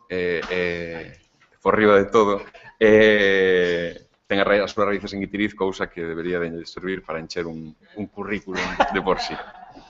Así que, para que quede ese tempo despois para o debate, deixo vos xa co inicio desta mesa redonda e cedo a palabra a Andrea Álvarez. Bueno, antes de nada, é que me acabo de sonroxar un pouquiño porque actriz xa pouco, desde actriz teño pouco. Cando un é actor, é actor todavía. Bueno, antes de nada quería agradecer o convite, agradecerlle a Loli e a Inma, e bueno, decir que me sinto moi a gusto aquí porque esta foi a miña casa tamén durante un tempiño, cando fun bolseira. E nada.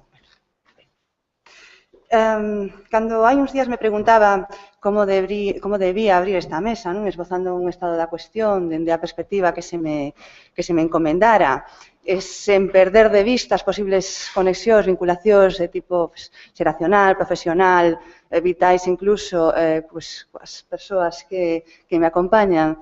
Bueno, pensei que podía ser interesante partir dun dos meus temas, dos meus eixos de estudo, e focalizar a cuestión estética dende a relación entre práctica escénica e pensamento.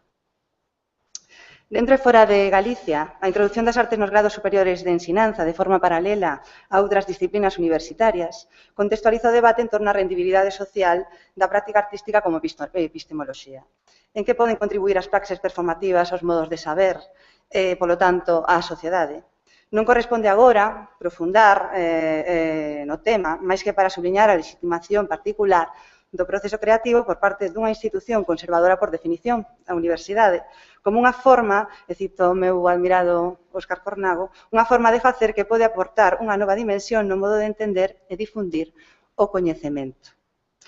Para o que aquí concirne, este entendemento da práctica escénica non xa como representación, senón como forma necesariamente procesual e encarnada de actuar e pensar a realidade, ven afectando tanto o desenvolvemento das humanidades e as ciencias sociais como, por suposto, a produción estética. No eido do teatro e a danza, o modelo postdramático da posta en escena, consolidado na década xa dos 70, facilitou o entendemento do feito escénico como acontecemento. Operou o desplazamento da experiencia estética do semiótico ao performativo, de maneira que a relación do corpo coa palabra, a acción ou o público, a súa relación coa sociedade, co social, convertiuse nun espazo de tensións dende o que se trata é de recuperar o corpo como un modo de pensar e estar fronte ao outro. A procura artística dun pensamento do corpo remóntase ao patetismo expresionista e á idea dunha linguaxe física máis efectiva que a verbal. Por suposto, aguzouse con Artaud, o teatro da crueldade. A partir da década de 50 e até a actualidade, o xiro corporal nas artes escénicas faise evidente a través de manifestacións que se sitúan no crisol da danza, o teatro e a performance, que son manifestacións híbridas, transdisciplinarias, onde os intérpretes deixan de ser meros intérpretes, meros executores, para se converter en persoas que pensan cos seus corpos.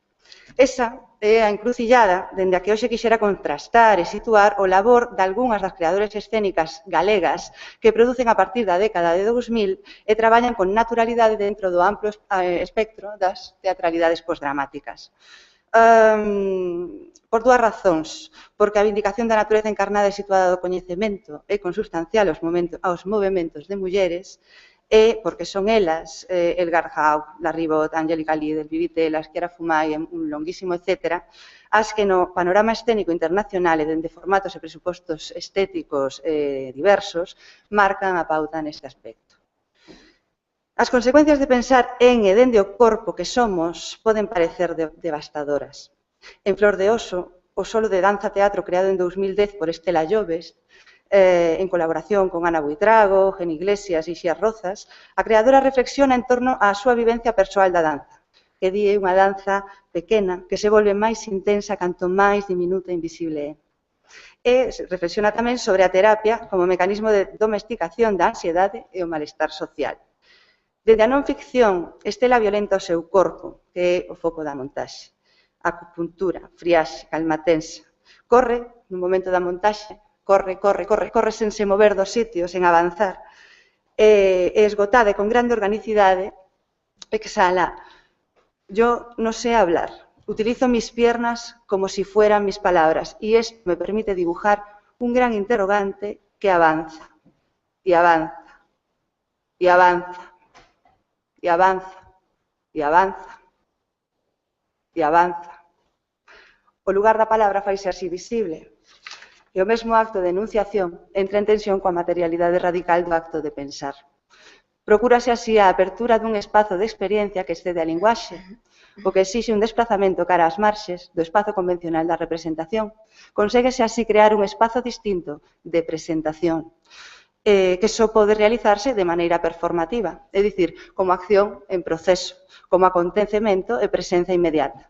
Trátase dun espazo non semiotizable, é dicir, non reducible a un sistema de signos, por ser fundamentalmente un lugar de afirmación dunhas intensidades que non poden expresarse máis que de modo sensible, de modo sensorial e moito menos de maneira intelectual. Sobre a mesma base do posdrama, dende un entendemento activista do escénico como sitio para o pensamento e a acción social e política, Té con Kant, a última produción de Inversa Teatro, escrita e dirixida por Marta Pérez e María Caparrini, é un espectáculo para público reducido que experimenta coa hibridación entre a ficción teatral, o cabaré, o debate didáctico e incluso a conferencia performativa. Con humor, pero sen descoidar o rigor do discurso, os personaxes, dúas mulleres coetáneas de Immanuel Kant, buscan mover o público a pensar e actuar sobre a problemática moral actual a partir do debate e análise comparativa das vantaxes e inconvenientes morais da época ilustrada. O contrasinal para poder asistir a este ensaio escénico, chamolle conscientemente ensaio escénico, é significativo. Saber aude, atrévete a pensar. A ficción funciona como pretexto para a posta en escena do discurso ensaístico no seu facerse. A condición de cientificidade dese discurso descansa, precisamente, na escenificación do método e o proceso da súa elaboración. A visibilidade do facerse dunha investigación en torno a un tema implica tamén, lóxicamente, a visibilidade do propio suxeito de coñecemento. Este evidenciase na súa natureza encarnada e localizada nunhas coordenadas materiais, sexuais, xeracionais, profesionais, nacionais, epocais, etc., concretas, que desmontan in situ a falacia do suxeito universal de coñecemento defendido polo racionalismo. E con Kant introduce así un dos piares da axenda feminista, as políticas de localización e a noción de coñecementos situados íntimamente relacionadas coa memoria e a obxectividade das perspectivas parciais.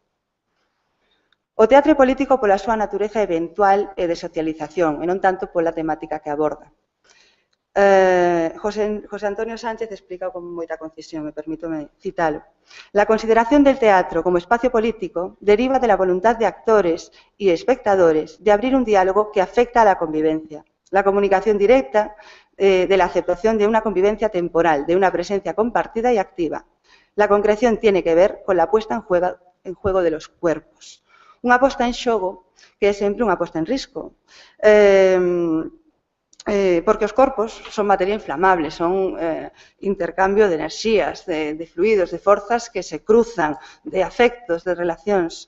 O corpo posdramático sitúase na materialidade do xesto e do movimento, así como na súa capacidade, na do corpo, para afectar, activar e conectar cos outros, nun encontro sempre ritual que é a razón de ser última do teatro, ou primeira. Algo, isto último, que paga a pena ter en conta nun momento histórico de feroz capitalismo cultural e, por lo tanto, de mercantilización da experiencia, dos soños, do desexo, do medo, do amor, da enfermidade incluso. Neste escenario, o teatro de Boadora, con Marta Pazos á fronte, ofrécese como resistencia, resiliencia e transformación, que diría Jorge Dubati. É resistente non nun sentido activista, senón porque no plano da vivencia propón a volta a ese primixenio do teatro, a sinxeleza e a intensidade do encontro festivo e ritual. En definitiva, un tipo de experiencia necesariamente física e intersubxectiva que non admite reproducción técnica nin expropiación. Na triloxía Lugares Comuns, da que a multipremiada Tokio 3 é a derradeira entrega, as narrativas contemporáneas do individuo, do cotiá, do íntimo, do próximo ou do local preséntanse conscientemente dende o lugar común original, o teatro, dende o facerse da comunidade do teatro, dende a convivencia festiva e ritual da que antes falábamos, que é sempre un acontecemento nun espazo-tempo compartido de mortalidade, de vida. Nos proxectos Boadora, esa recuperación estilizada do rito e do común sublimase a través da música en directo. Polo demais, as estrategias compositivas de acumulación, o fragmento, a contaminación, resultan nunha colaxe pop de grande soltura plástica, mediante que os espectáculos da triloxía, Periferia, Super 8 e Tokio 3, son e non son, ao mesmo tempo, comedia, danza, concerto, metateatro, performance, cabaré e musical. Neles, a experiencia estética e coñecemento sensual dos corpos na súa capacidade para establecer relacións. Bueno, pois continuamos, entón. Como di no programa, vos vou a presentar a cartografía de Mabel Rivera. Mabel Rivera Torres a titulamos. Pero antes quixera presentarvos moi brevemente o álbum de mulleres, porque tamén o álbum de mulleres, como dixo María Soseagra na presentación, é un dos traballos que fai a Comisión de Igualdade para dar visibilidade á produción de mulleres ao longo da historia. E, bueno, temos recollidas unhas cuantas cousas ben acaídas para unha xornada sobre escénicas. E así, de paso, lle damos un repasito. Creo que non pode... Así me escoitedes? Vale. Entón, máis que nada, o que vos propoño é unha viaxe polo álbum de mulleres, porque, desde logo, aquí non se pode facer ningún resumen do que hai na cartografía de Mabel Rivera, ni muitísimo menos de todo o álbum. Entón, así, por ir rápido, temos un apartado que son as biobibliografías que se encuentran aquí na portada, que se refiren ben a colectivos de mulleres que xa están inactivos ou ben a mulleres xa afinadas. Para chegar dunha maneira rápida a coñecer as mulleres implicadas no mundo das artes, iríamos arriba, aquí, perdón, por ámbitos de ocupación, e nos podríamos ir directamente a ver o ámbito, que non o atopo, o ámbito artístico. Un momento.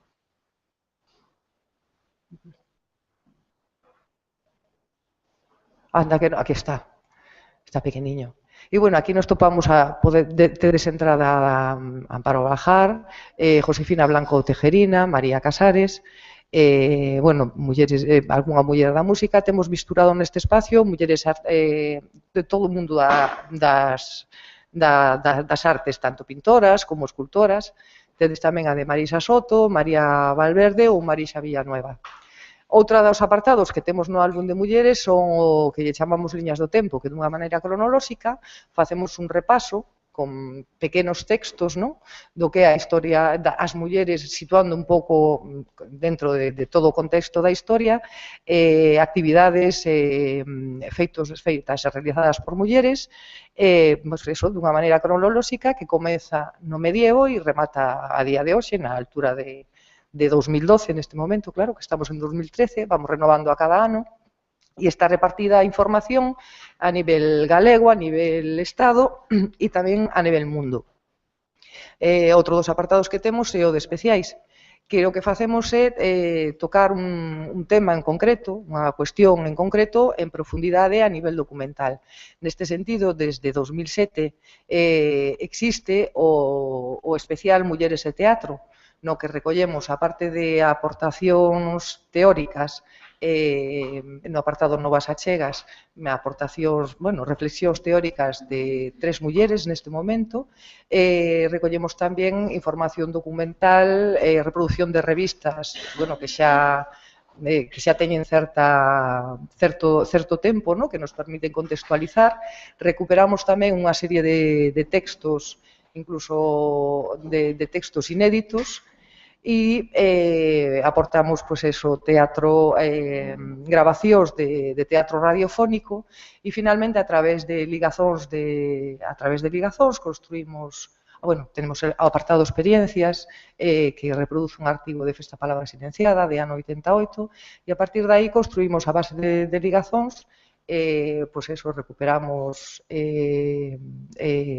biografías e semblanzas de mulleres vinculadas ao mundo do teatro. Tamén recollemos vínculos a compañías de teatro, a revistas de teatro na rede.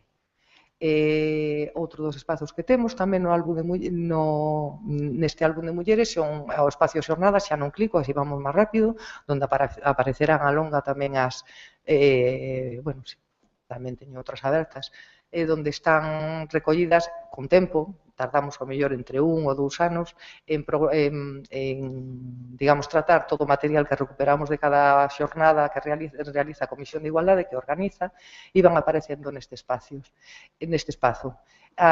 No que son as ligazóns, temos alrededor de 350 ligazóns repartidas entre diferentes categorías. Sí, é certo que nos falta la de mulleres e teatro, pero temos o especial. Mires así. Bien, no espazo agradecementos, que sempre hai que tomarlo en conta, temos un listado de persoas, institucións, editoriais, organizacións e demais que fan posible que o álbum de mulleres este aquí, porque o álbum de mulleres se fai un traballo en rede que vai ampliando cada vez máis a cantidad de persoas que traballan nel, e se non é por toda esta xente, realmente o álbum de mulleres non existiría. Chegamos entonces ao apartado cartografías, que se vincula a unha xornada, outro tipo de, o sea, avanzando no tempo en vez de ir ano a ano, temos sempre esa posibilidade. E nada máis, o único recomendar que enteredes no álbum de mulleres, está en www.culturagalega.org, se buscades en Google, poñedes álbum de mulleres moi facilito de atopar, e, bueno, que teñades unha boa viaxe non solamente na cartografía de Mabel Rivera, sino no resto. E, bueno, que se tedes algún tipo de... Si queredes colaborar no álbum de mulleres, estamos abertas. Botades de menos algunha muller do mundo de teatro que este nas biobibliografías e a queredes elaborar, encantadas. Vos veces que fai falta información en isto, no outro, por favor, comunicádenolo. E nada máis. Xa deixo paso a mesa redonda. Moitas grazas.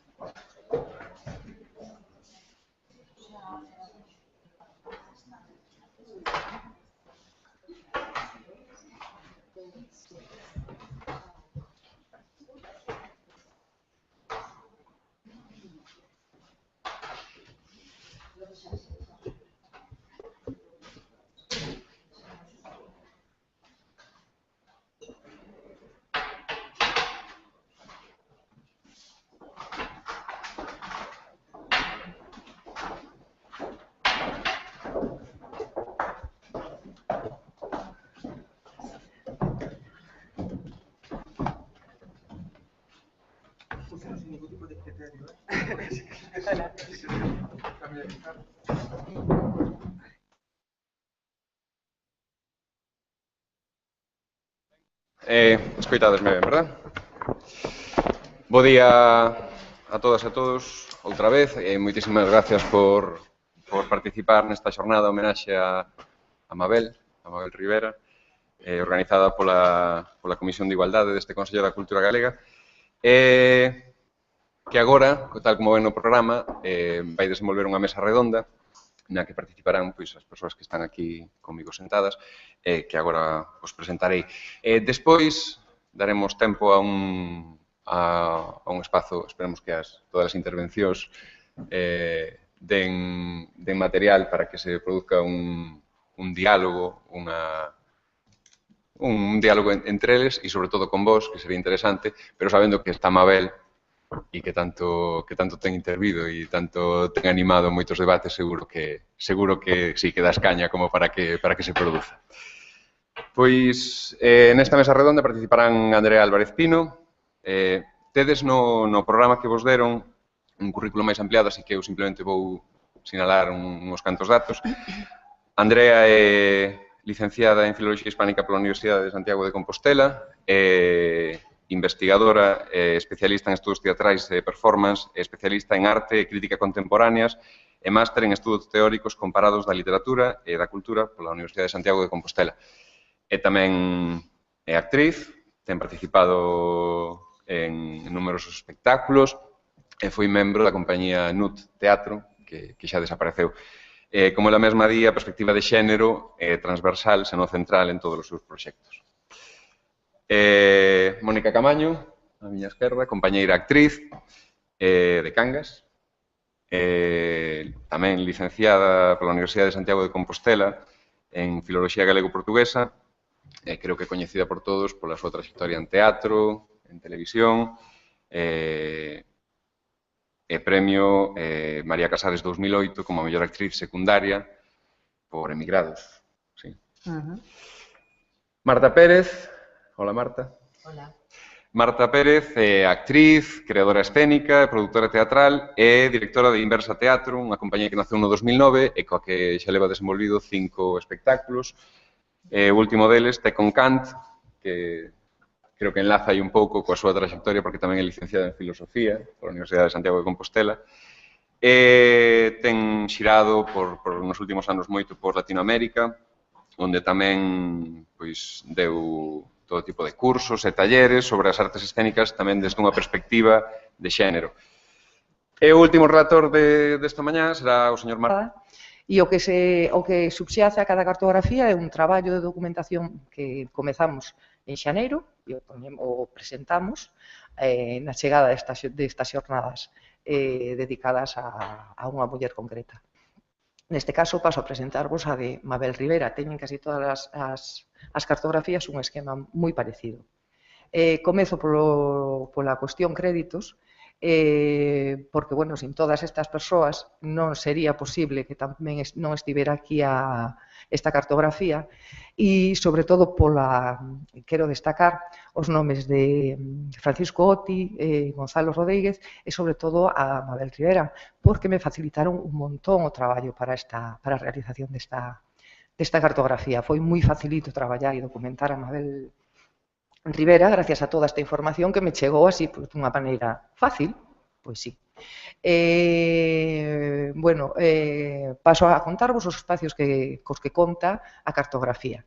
Temos, por suposto, unha galería fotográfica na que, bueno, se recorre de unha maneira visual, non, a vida de Mabel Rivera, a topamos desde pequeniña hasta un poquinho máis maior, fotos máis coñecidas, e facendo, pois eso, un percorrido por toda o que é a súa trayectoria a nivel visual e, bueno, cos textos a pé de páxina, o sea, de foto, donde, bueno, para poder contextualizar esas fotografías. Bueno, temos, por suposto, o texto de presentación de unha maneira resumida, pois eso, presentamos de alguna maneira a Mabel Rivera.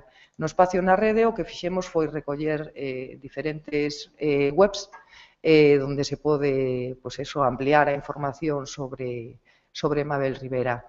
No espacio vídeos era necesario que o creáramos porque, de alguna maneira, claro, o traballo audiovisual de Mabel Rivera tiñamos que plasmalo de alguna maneira e topamos moitos vínculos a internet donde podíamos aportar esa información visual sobre os traballos de Mabel Rivera. Entón, bueno, os capítulos de Pratos Combinados remitimos á páxina web da Televisión de Galicia e a partir de aquí tedes a posibilidade de coñecer a veces trailers, a veces curtiños, pequenas reproduccións de o traballo de Mabel Rivera. Como podedes ver, bueno, intentamos que fora o máis completiño posible, bueno, que tamén espero que o disfrutedes cando vexades. No apartado medios, recollimos a información que recabamos sobre a presencia de Mabel Rivera nos medios. Engadimos tanto o que son notas de prensa como a súa